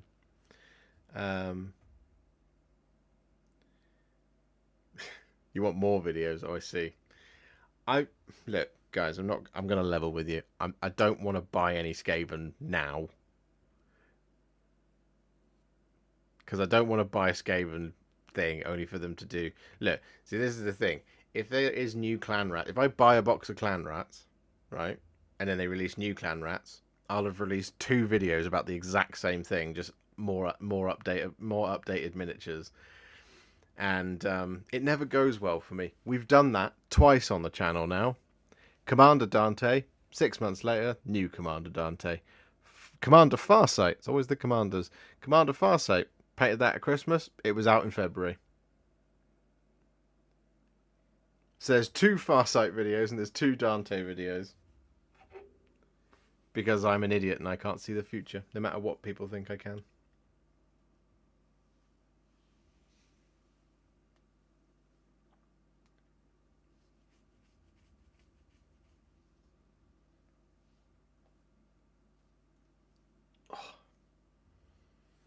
Anyway, guys, it is time for me to go to beddy buys. So thank you very much for hanging out with me. Again, I've already waxed lyrical about how... Oh, actually, I just need to quickly update this one. Because, courtesy of Mini Painting Dad, we are now at the 390. It's time for me to go to bed and dream of Age of Sigmar 4.0 and get all excited for Skaven and Stormcast. So, thank you so much for watching. We'll be back later today with a painting video for either the Crutox Rider, the Flesh Shaper, or the War Shaper. Haven't decided yet. And there will be more videos this weekend. So, plenty of Crute videos on the way. I will issue the hand of farewell now. See you. Oh, no, wait, hang on. Before we go, I have to say a massive thank you, of course, to Lokir 3 times for his 15 gifteds, Mini Painting Dad, Vicious Goose, Justin Ward, Bo Raymond, Star Pilot again, and of course James Matthias as well for all the gifted memberships. You guys, you're all my favourites. Everyone's my favourites. I love you. Right, see you all later today. Bye. The hand of farewell bids thee farewell.